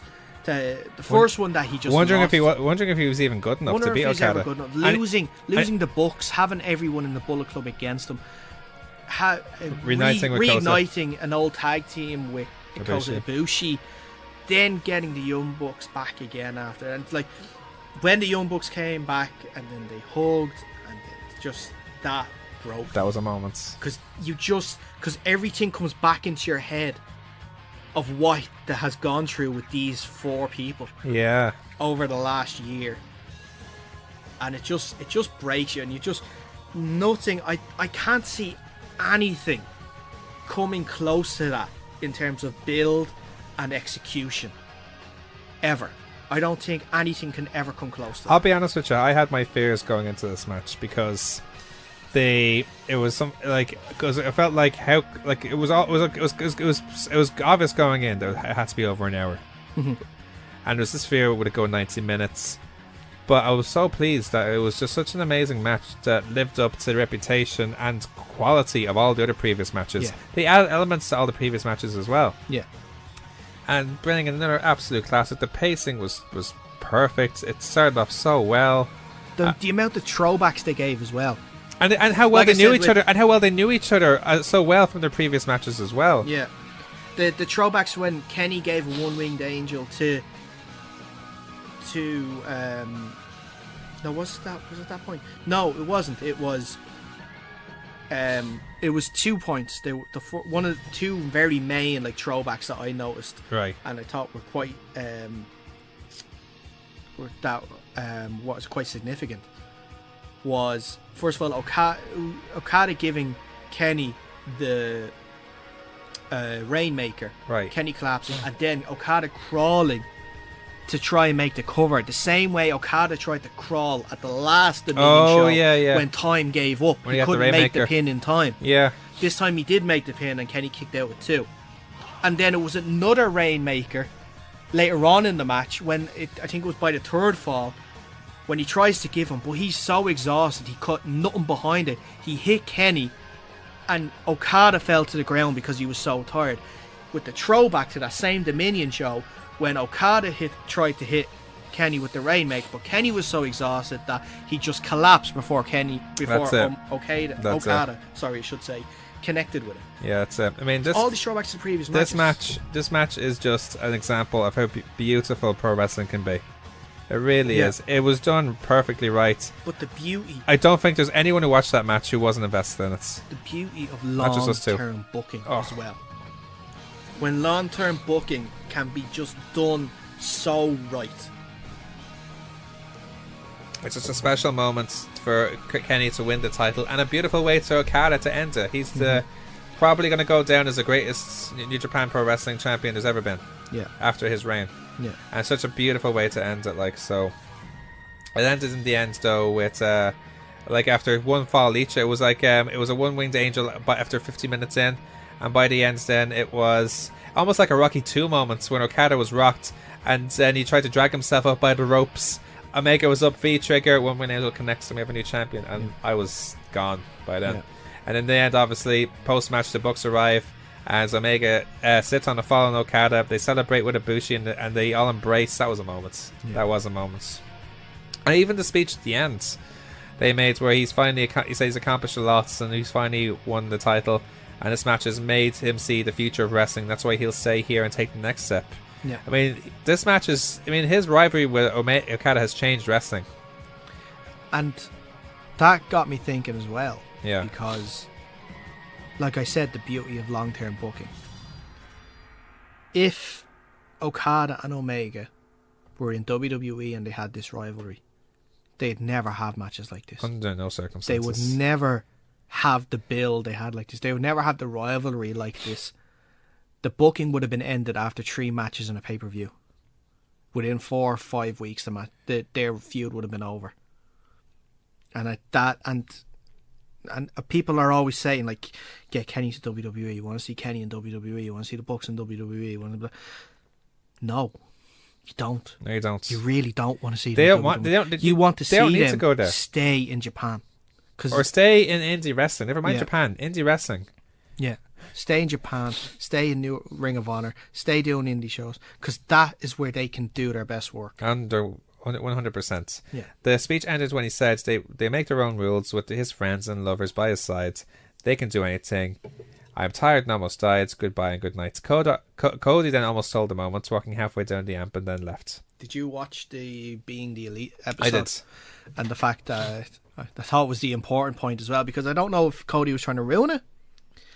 Because Cody, obviously, Hangman stopped him at one point during the show and says, "What fall do you want me to interrupt on, Cody?" And Cody just goes, "No, it's Kenny's night." And I think that him going down there was him to try to bury the hatchet to sort of say, "I'm sorry to But Kenny." there's still so much heat on him. But he just can't do it yet. Yeah. Yeah. I don't think that was Cody going to try and ruin anything. I think that was Cody realising the fault of his ways and trying to mend things. Absolutely. So overall, excellent show. Really good undercard, setting up for future rivalries, as we said. And WWE's response is Money in the Bank this weekend. Well done. Best of luck, lads. Well, yeah, good Best of luck. luck. No, their response is going to be NXT or Gargano and Ciampa. No, that's Triple H's response. Well, Triple H's response. Yeah. But of course, so that's our overall rating, or that's our overall perspective. But you yourself now Yeah, I have a different way of viewing these. obviously the ratings came out during the week. Yeah. And we all are familiar with the Dave Meltzer star ratings, star scale, or whatever we'll call it. But I thought it was time to make up our own scale. Okay. There we go. Forget those Meltzer stars. Meltzer stars. You want Daragh Mahersbars. Mahersbars. Fuck Uncle Dave stars. Meltzer stars. It's all about Daragh Mahersbars. Mahersbars. We just did a very serious review. I can't take it seriously anymore. Can you please explain to listeners? Can you explain? I can say this because I recorded it myself. Like we recorded recorded it. it ourselves. That That sting is so bad. It's so good. It's so good. Oh. No, if we can be serious for a moment, it's probably impossible. How can you be serious after that? I don't know. Okay, so can we please explain why it was so bad, but God, why we had to do that?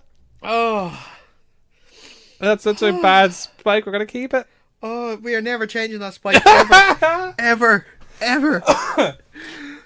But anyway, please, before I play it again, I'm not playing it again. No, we're going out on it. Oh no, We're gonna go after we finish this segment. We're going out. Oh. Okay, so Yes. I came up with this idea. I was actually walking to training on Tuesday. Okay. Right? And I thought of this idea, and I text you about it, and you were all for it straight away, which was brilliant. And Yeah, I love the fact. I love when we're like, we don't even need to like work things out. We know straight away. It's like, yes, we're gonna do It's this. because we embrace each other's ideas. But Dave Meltzer obviously has a star rating, so you've got course. Dave Meltzer stars. But we don't want to go by Dave Meltzer stars, so let's go by Daragh Mahersbars. Okay. So instead of stars, I'm going to give out Mahersbars. Okay, so how will this work? We go through each match again, and then we'll just give you a rating and your opinion once again. Mm-hmm. Okay, so we'll go right from the start again. So, you didn't see the junior tag team match? I rewatched it. Yeah. Okay, El Desperado and Kamaru against Republic 3K. Good opening. it is a little struggle at the moment because there's not many teams in the junior heavyweight tag division, so like it could be a fact that you might see this match more often than not. I'm going to give it 2.5 Mahersbars out of 5. Okay. It wasn't a bad match, but it was a good opening. Heel team wins through heel team tactics, but they just need to get more people in the junior tag division. So 2.5 is like it's 2.5 out of 5. So that's like what are those Mars bars you get double bars for? Two regular Mars bars and a Mars mini. Okay. Yes. Okay. Yeah. What about those ones you get 2 bars with us? What ones you get 2 bars with? You get for Snickers as well. It's like you get 2 Mars bars in one packet. That's like the giant one. No. There's a giant one, but then there's a packet where you get 2 in the same packet. Yeah, they're like that. They're the giant ones. Yeah. No. Okay. We'll stick with regulars and minis, yeah? Yeah. All right. Juice Robinson and David Finlay against Jay White and Yoshihashi. Yeah, I'm going to give this 3 Mars bars. Right. Out of 5 because it sets up for their G1 special in America for the United States Championship title defense between Juice Robinson and Switchblade. I'm not too sold on Jay White's character Switchblade at the moment. I'm still sort of getting used to it, but Juice Robinson is just money. And I love Juice, so that's why I'm giving it 3. Minoru Suzuki and Zack Sabre Jr. against Tomohiro Ishii and Toriano. Anytime you're in a ring with Toriano is brilliant. Of course. Ishii is like pretty much, he goes by his name, the Bulldog. Fantastic. Absolutely. Suzuki now in his older age and his run now, he's adding more comedy into his wrestling too, which like obviously like I mentioned during the review with Yano trying to pull his hair and he doesn't have any hair to pull, so he just sticks his tongue out and starts laughing at him. And then obviously you got Zack Sabre Jr. who can just put a submission out of nowhere, which we saw at the finish. I'm going to give that I'm going to go with 3.5. Okay. 3.5 Mars bars out of 5.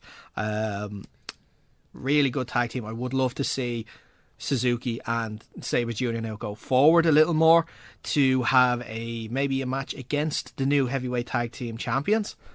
But we'll see what happens. I think we're going to see more of Ishii and Suzuki have a rivalry war after this. Hiroki Goto and Michael Elgin. Hiroki Goto versus Michael Elgin versus Taichi never openweight title. I'm giving this 3 Mars bars out of 5. All right. Good match, I know.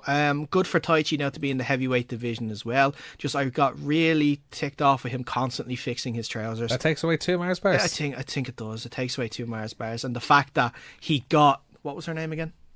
Maho Abe. He got Maho Abe involved in a match. He always does that though. Yes, but in singles matches where there's disqualification involved, there was no disqualification in this. So he used her so he could hit Michael Elgin with the stand. So there was no need for that. That's why it's losing it's partly why it's losing 2 Mars bars because of that. Finish was good. I love the turnbuckle bomb into Goto and then the Elgin powerbomb to finish. And Elgin looks class at the moment too. But it's still going to be 3 Mars bars. Evil and Sonata versus the Young Bucks, IWGP heavyweight titles. Yeah, Bucks, fantastic start in the heavyweight division. Yeah. They have fought for the tag team titles as before in the heavyweight division, but it was against the Briscoes in a Ring of Honor show. Bucks, fantastic. Evil and Sonata, fantastic. I hope to see this more again. I'm giving this 3.5 out of 5. Just because it just wasn't long enough. Okay. Yeah, I would give like him more to see time. a longer match. Give him more time, okay. But that was only because of the main event, I think. A lot of matches were cut down. That's fair. Rey Mysterio, Jushin Liger, and Hiroshi Tanahashi versus Cody, Marty Scurll, and Hangman Page. Yeah, this one is going to be 3 as well. Okay. 3 Mars bars as well, because I wanted to see Rey in a singles match. His New Japan debut. I wanted to see him in a singles match. I didn't get to see enough of Rey in this match. Obviously Cody, Hangman, Marty, Tanahashi, Liger, and of course Mysterio. 6 great competitors. it was too much of a gimmick match at times as well. I would have liked to have seen some better spots, a better flowing match. So I just think it's only worth the 3 stars. Will Ospreay versus Hiromu Takahashi for the IWGP Junior Heavyweight title. 4 Mahersbars. Only 4. 4 Mahersbars. I'm giving this match. What's missing? Nothing. I would have been a 5 star. 5 star? Let me guess, 'cause of no time. stars. 5 Mahersbars. Let me guess because Because of the main event. Okay, because of the lack of time. Lack of time. I think that I think this match wasn't as good as the Fatal 4-Way at Wrestle Kingdom. Oh, of course. Okay. But that was because there was 2 other people involved as well, and I don't want to I don't like the fact I'm taking a Mahersbar off them just because there's 2 people missing from the match. It was still a great match. Right result. 100%. Timing wise, yes, is an issue too. Okay. Chris Jericho versus Tetsuya Naito, IWGP Intercontinental title. Also 4 Mahersbars. Okay. It's the same in terms with the junior heavyweight match, but for different reasons. Right. Jericho and Naito were brilliant in the way they went along with this match. Like I said, that they had to do a different type of match because of the match that was on before and the match that was going to be after. Those 2 matches were going to be pure wrestling skill matches that were going to be fantastic. So they had to do something else. They had pretty much a brawl for the whole match, even starting with Jericho like power bombing Naito through a table, from Naito DDTing Jericho, trying to put him through a table. Right. Result was so surprising as well. Shock. The fact that Jericho is going to be sticking around too is going to be really good as Absolutely. well. Like the result, like the match, 4 Mahersbars. Okay, before we get to the main event, how many Mahersbars are you allowed to give? I will never break my scale. Okay. So 5 in the limits. 5 Mahersbars. Okay, so it's... I will never go over 5 Mahersbars. Okay, great. Well, on that note, I think it's academic for this next You can add in match. different things, and I'll tell you how. Okay. I'll tell you. Okay, that's exactly what I want to ask. 5 regular Mahersbars. You will never be able to be 5 regular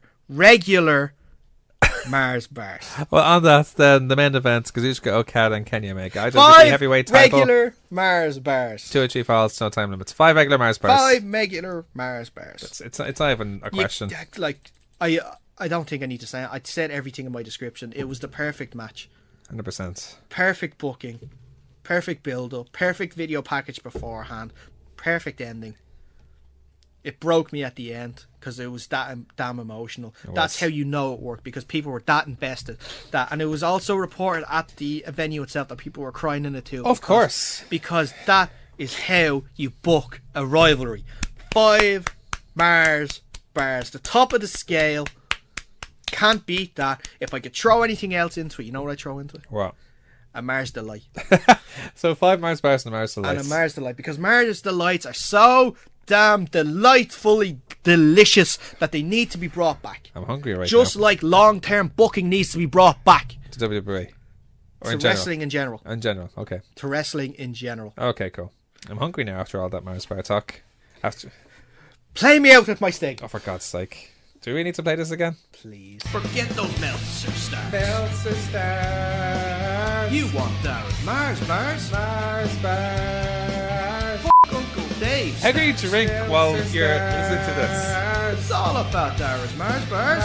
You're gonna end up choking yourself. It's definitely growing on me. Definitely gonna grow on me. Oh God, it's gonna be interesting how we review everything in the future now with that in the background. But now let's move on. Now we still have WWE to cover. But what we're going to do with WWE this week. Now, on the back of last week, we were so let down by the way WWE's stand-up shows, especially their main flagship shows. We feel the way they're delivering it as dropping. Like we talk about New Japan and the way they have their long-term booking, and here's WWE, who's probably almost the exact opposite. So this time we're just going to review WWE, all 4 of their shows that you can watch in a general sort of way. So rather than just going Raw and SmackDown specifically and detailing every single thing that happens, we're just going to do a general spec of WWE during the week. So should we do that? Yes. Let's do it. Once the spike plays.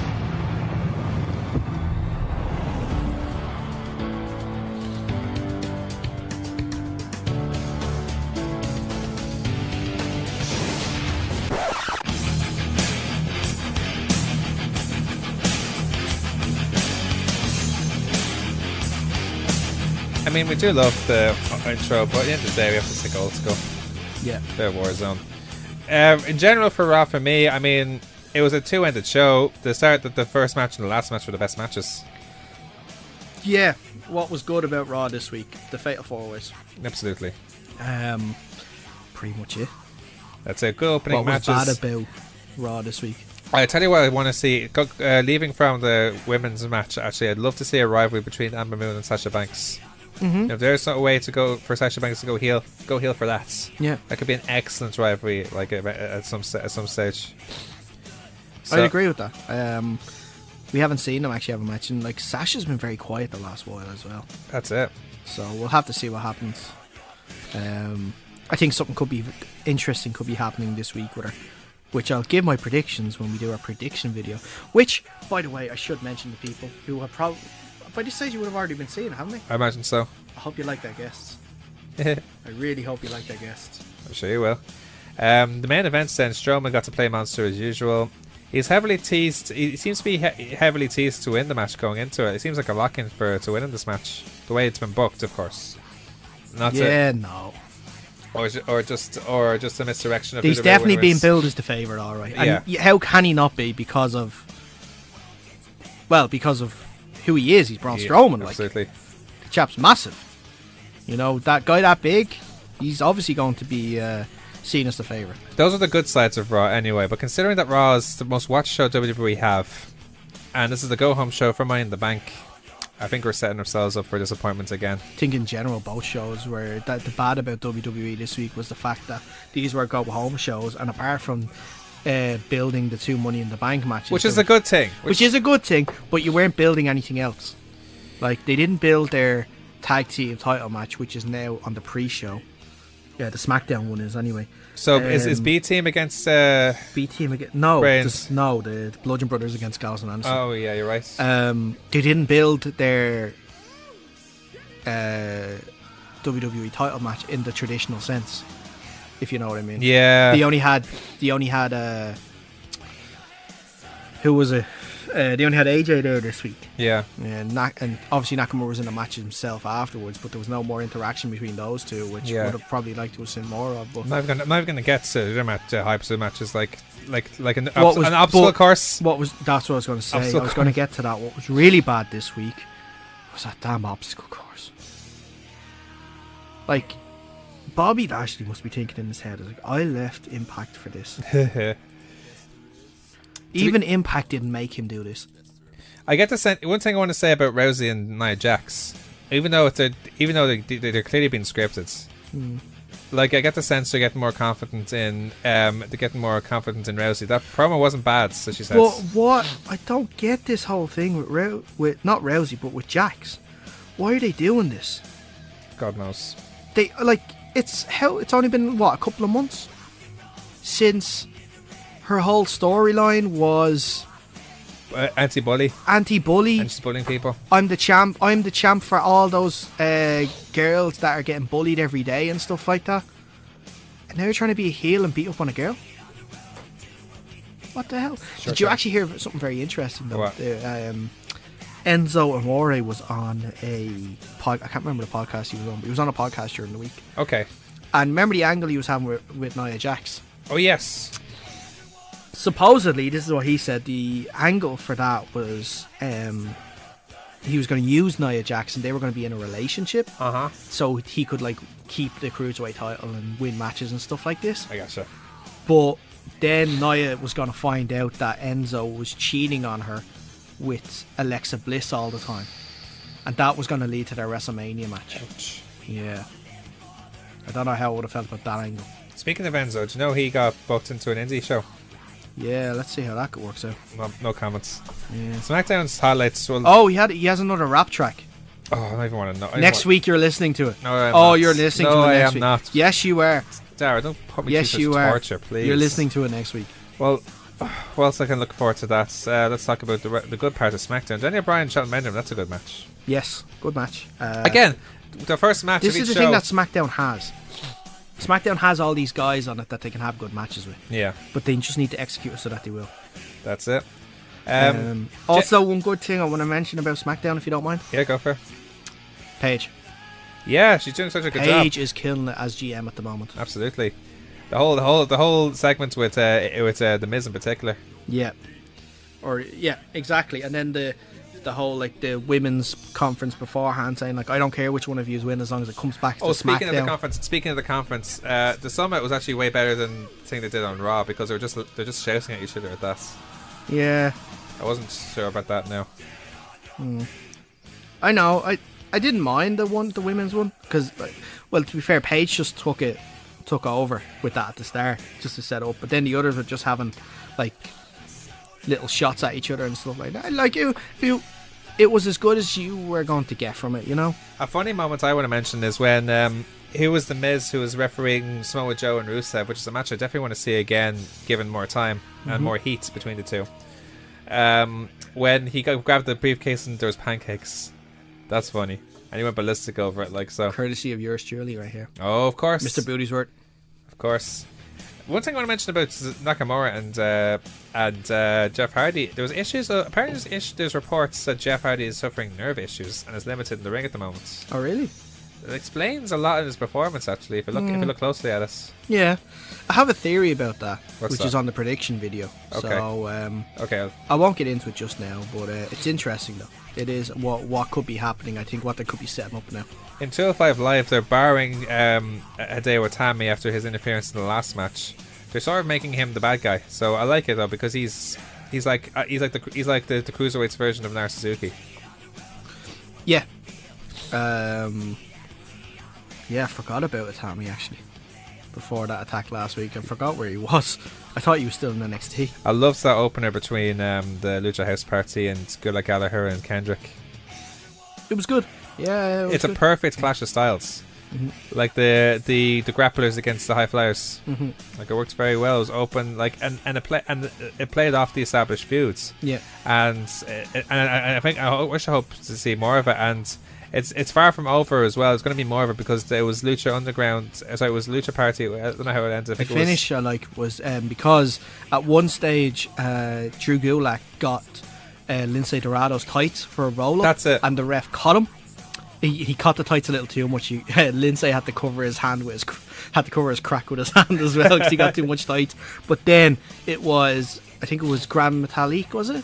Probably. No, it wasn't. It was actually Lindsay Dorado. Lindsay Dorado actually got the pin on Brian Kendrick by holding onto the tights, but the referee didn't notice. Okay. Which sent the grapplers, you could call it. So because of that, like Mad. the rivalry isn't over yet, which I'm okay with. I'm more than okay with. Yeah, Hideo Itami back in action, getting more momentum back. Another good match between Ali and this is Tony Nese now. And what I liked about this match is that it plays off a different bunch of rivalries, not just Alexander and Murphy, but you have Alexander and Ali, and now Nese and Murphy now possibly team as a tag team match down the line as well, because here's Tony Nese now training with Buddy Murphy as it was established. Yeah, and obviously Alexander and Ali are very close now. Workout after buddies, that's what they're called, aren't they? Exactly. Yeah. So it's interesting and it plays off, and again, it's quality. It all works. It's all quality, if you ask me. It's a very solid roster there. So in NXT, I should say, the main things to look out for there for me is well, first of all, it seems like a rivalry is going to be starting now between the War Raiders and TM61. They're called the Mighty now. They're not even called TM61. The Mighty. Yeah. The Mighty T61. No, they're just called the Mighty. Really? That's it. Yeah, I don't know why. One person that I think stands out this week was Bianca Belair. She's gotten so good. And I'm delighted she looks like she's going to be in the mix for the title now, for the women's title. Because, again, the way she's like, I don't know how to describe her. She's almost like, think of someone who has a male wrestler who has power moves and is incredibly over as a result of it. Like Goldberg was when he first came into WCW. Yeah. Sort of like that, but obviously with way more of an arsenal. If that makes sense. Such a complete domination, and the moves she did, like that press slam with the Snake Guys and that torture rack facebuster finisher. Yeah. Like she's a lady for the future. She's a future women's champion in the main roster. The way she's going, probably has to be. Great find from the Mae Young Classic. 100%. I enjoyed the match between Dunn and Kyle O'Reilly as well, because that was literally like a best of Super Junior sprint match. Yeah, you know, because the action never slowed down, and two could take that intensity in the hot crowd. Like so, the main angles like it closed well going into going into Chicago with the Lars and Aleister Black thing as well. So Yeah, NXT was how you do a go-home show. I think was. that taught how you do a go-home show and this week. and again, the development show of WWE is doing about it in the Flag show, as it always seems to be. Yeah. As it always seems to be. Well, that's it. Like, that's all we're covering for WWE. That's nice and simple, I really isn't it? like this. Let's keep Dave, that. I want to keep it like this. Yeah, I think so. Like, obviously, we'll have when it's really good, we'll have way more to talk about. Mm-hmm. But we're only bringing up the select moments of the good and the bads. Yeah. We're not really analysing it so much, just mentioning, well, this was good, but this was bad, but this was dreadful. But that was really good, but it was all dreadful. That sort of thing. So, on that note, now let's move on. Let's go on to our previews of the week. What? Look at what we have here, folks! A lot of stuff coming up over the next couple of weeks, actually. First of all, we have this Sunday, we have 2 events coming up here in Dublin on Sunday. First of all, OTT Contenders 10 International Invasion will be taking place on Sunday, June 17th at the Ringside Club in the National Stadium in Dublin. Tickets are available on eventbrite.ie. A lot of matches that were announced over the last week, actually. So obviously, matches announced already were Naomi Takazaki, if I pronounced that correctly, against Shawn Max Guinness, and Evil Anno to take on NLW champion Terry Thatcher. Recently, we got new matches announced, including. I think all the matches were announced, weren't they? Well, most of them. It was those first 2 matches that were announced previously, but in the last week, I think it's been the following matches: Scotty Davis versus Jordan Devlin versus Nathan Martin. The Armstrongs to take on Rough Stuff. Team Tropicana versus Morton Hype, with being LJ and Darren Carney. And Martina Chantel Martel. Mm-hmm. So I think it's Martina and a mystery partner. Yeah. They're hiding behind a leopard print mask there, so we'll see who that is. And also Michael May to take on Dan McGee 1-on-1. Yeah. So some interesting matches. Good up-and-coming wrestler, I think, from England. Oh, is he? Yeah. Oh, interesting. It's cool how they bring all the up-and-comers back from England as well. Mm-hmm. So they had... But I do confess, I don't know a lot about... Tanizaki, or I've never seen an Evil Uno match. Evil Uno's from Canada last time I heard. Yeah. Tanizaki, I think, wrestled Guinness in Japan before. Does Raven have a match? Not that I'm aware of. Okay. Not that I'm aware she's on the poster, so I'm just thinking. Maybe not. I don't know. Maybe she could easily appear. Who knows? She could take the Dom Tuck Invitational. Oh yes, you could. Every chance. Yeah. If there is a Dom Tuck Invitational. There has to be. Later on that evening, Low Blows Wrestling Parties will be having their Money in the Bank party at Buskers on the Ball in Temple Bar. The tickets are available on eventbrite.ie. Of course, they're free for Low Blows Network subscribers. No Temple Bar prices for booze, pre-show entertainment, including video game challenges from the Super Nintendo Bros. And the pool challenges continue with special guests. They have a match announced between Katie Harvey and Phil Boyd. The winner will be challenged then by Dave O'Neill for the pool championship. Cool. So a lot of interesting stuff going ahead there. I think they're showing the Brazil-Switzerland match at the start as well. So people coming from OTT can go straight there, watch a Brazil match, and then watch. Very clever. It works awesome. The only 2 events coming up then. Next Friday, June 22nd, at the S13 in Belfast is PW Junction 10, Gold Rush 18. Tickets are still available on ticketailor.com. Matches announced includes Michael May to take on Phil Boyd, or to be challenged by Phil Boyd for the PW All Ulster title. Lauren LaRue to take on Raven Creed for the PW Women's title. Katie Harvey, Valkyrie, Zaya Brookside and Debbie Cattell to face each other in a fatal 4-way to decide the next challenger for the PW Women's title. Lou for Valentine to take on Joe Henry. The unusual team of Justy and Darren Carney to take on Nathan Byrne and Prento. James Storm, the PW champion Tim Steed, Tucker, Team New School are also confirmed for that event as well. And also on Sunday, June 24th at the Crumlin Road Jail in Belfast is Uprising Wrestling Jailhouse Rock. Tickets are still available on eventbrite.ie. Matches announced include Alexander Dean to take on Sean Max Guinness. In a 10-man tag team match, Adam Maxted, Stephen Cavall, Eddie Stone, Gavin Fitz and Russell Dempster will take on Curtis Murray, Scotty Davis and the Kings of the North. Our new match confirmed this week included Captain Sexy, Terry Thatcher, Callum Black and Gunter Isaac in a fatal 4-way. Tucker, Jay Money, Cowboy Jim West, Frankie, Angelica Harkness and Andy Steele are also all confirmed for that card as well. But that was our previews of the week. Now let's finish off our show, as always, with our yes-nos. Yes, no! Yes, no! Yes, no! And we actually have a fair few amount of yes-nos this I week. love yes, no, so let's do this. First of all, something we talked about in Dominion, Jericho to not wrestle for New Japan for a while, therefore putting the IC title on ice. How long are you saying a while? I couldn't tell you. Like, for argument's sake, Wrestle Kingdom.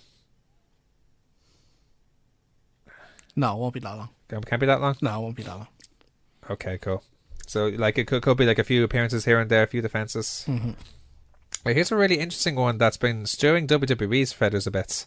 Ring of Honor to run Madison Square Garden in 2019. Now, this is interesting because we didn't run this in the news, but Exactly, because we wanted to... supposedly Madison Square Garden are very, very angry at WWE.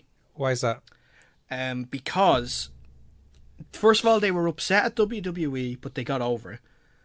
That they kept doing SummerSlam at the Barclays Center in New York, which is cheaper to run. But now it was it was the final straw when WWE announced, because WrestleMania is going to be in New York this year. Well, not this year, but the next WrestleMania. Obviously, the Raw, the SmackDown, and the Takeover beforehand is going to be there. It's not going to be in MSG. They're going to the Barclays Center. Of course. So that's when they said, right, no longer have residency here anymore. They've opened it up to other ones. There's a AAA promotion going in there now as well, I think, too, if I'm correct. What's that? The AAA. The Mexican really? promotion. I think so. Wow. I think so. I could be wrong. Don't quote me on that. Yeah, that's fine. But I think... but yeah, Ring of Honor, I think, will also do one there as well. So yes, they are going into a... I don't think... if they, going into MSG soon. But if they do a show in Madison Square Garden, I don't think it'll be in the main arena. It'll be in their theatre first, I think. Don't know. I don't know. Maybe. But, because unless they can do it... Yeah. I don't know. So yeah, I don't know. We didn't mention this in the news. You haven't seen it. No. SmackDown was in Memphis, Tennessee this week. Obviously, the home of Jerry the King Lawler. Hence Jerry Lawler's appearance. Yes. And a lot of the wrestlers were staying in the Sheraton in Memphis. And Rusev, Lana, and Paige have all gone publicly on Twitter to put down the Sheraton because of... first of all, Rusev and Lana are claiming that they have got about $500 worth, $500 and a camera stolen from their room. Okay. And Paige said herself that things were stolen from her room. There was bad customer service, and room service took 2 hours just to get a salad. Seriously? And she said that, and they said we were the inconvenience. Then, if you were aware of Ryan Satin from Pro Wrestling She, I think so. yeah, he contacted the Sheraton and asked for some info on it, and he was kept on the line by the receptionist, and then the receptionist came back saying we're not making any comment on it, and hung up on him straight away. Okay. Rusev then saw that Ryan Satin did this, retweeted it, and he said that dig in, Rusev is prosecuting, he says. He says, especially after the head of security said it's my fault for leaving stuff in the room. Oh, okay. That makes no sense There is whatsoever. some dodgy things going on in that hotel at the moment. You have every right to complain about it, that's for sure. Yeah, I think they've messed with the wrong people. Oh, 100%. I think that could have been a thing that's been happening. And they've messed with the wrong people, and it's gone public now. A few people have had robberies, like WWE superstars. Didn't AJ have his robberies before that? Yeah, that was from a show, though, wasn't it? Yeah. Yeah, an Xbox and everything like that. Yeah. Like a That travel wasn't Xbox. a show. Oh, that was in an arena as opposed to a hotel. Yeah. Either way. Anyway, Ronda Rousey to leave WWE next year. I heard this interview with Ric Flair. Now, exactly. There's rumors now that actually there's that this whole long-term deal that Ronda Rousey isn't as long-term as we actually are led to believe. Yeah, she only signed a 1-year deal, supposedly. Exactly. And Ric Flair is saying that she wants to go and have babies and everything like that. Yeah, Travis Brown. So I wouldn't be surprised. I wouldn't be surprised at all. Yeah, I mean, I really wouldn't. we'll have to see how the year pans out, really, whether it's roast week. Yeah. So, James Ellsworth to return to WWE. I have this horrible thing, and I said it in the predictions as well, Right. that James Ellsworth is going to come in and interfere in that women's match at some stage and try and take the briefcase like last year. Oh, no. Before he gets beaten up by every single one of them. Oh, it's going to be murder if you I think it's going to be a comedy bit that they're going to add into that match. Think so? Yeah. But do you want that to happen? No. I'm not sure. I don't know why It's overdone. I don't know why. Like, we talked about how good throwback can be for matches. We talked about But that's not with it. the Debbie Cattell match in Cork, and then we talked about it with the Dominion shows. But that's not a good That's throwback. not a throwback you want to put back in people's minds. It's not a good throwback. You don't End want of the story. fact that you basically made a man win the first ever women's Money in the Bank ladder match. So no, Which no, got a lot of heat as it don't was. don't use that as a throwback. WWE looking to get considered for an Emmy. Now, I don't know if you heard about this news, but WWE are trying to use some of their programming and present it for consideration to get an Emmy. And I just saw the report of this and I couldn't help but laugh. Why? So they're trying to use, I think, they're trying to use the Mixed Match Challenge, Total Divas, I should say. Yeah.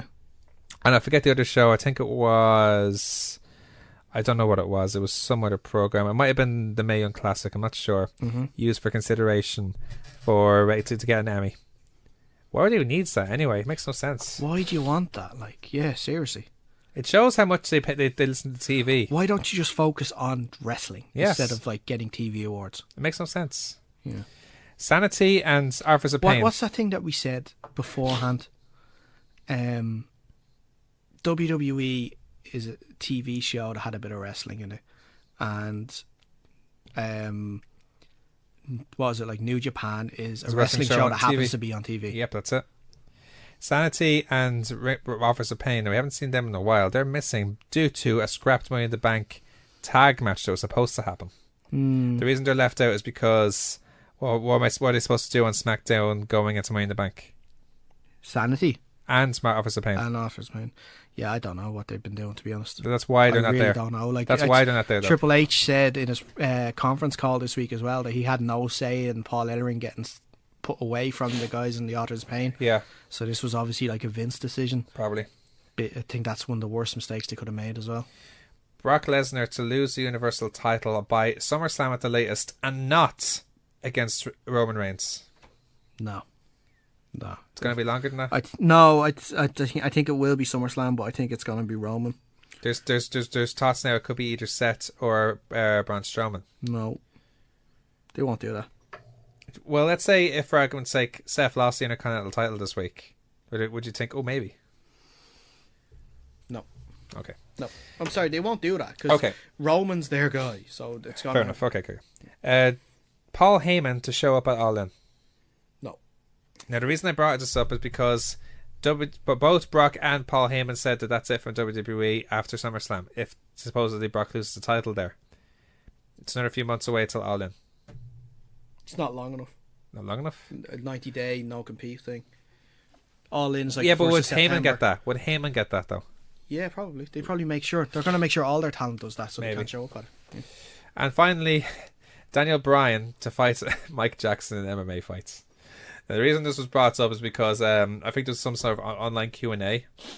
I think where where Daniel Bryan was asked, I'll probably take Mike Jackson to the ground, and there was a bit of a wee tweet where Daniel Bryan had interesting at the end or something like that. Yeah. So No, it's just But Daniel no. Bryan playing the hype machine. yeah, of course, that's what he's good at. Yeah. That's that. So, but anyway, that's all the time for we have this week on the Kickouts, your weekly pro wrestling guides, right here on 90.3 Near FM, the EMC Podcast Network, and all good podcasting providers.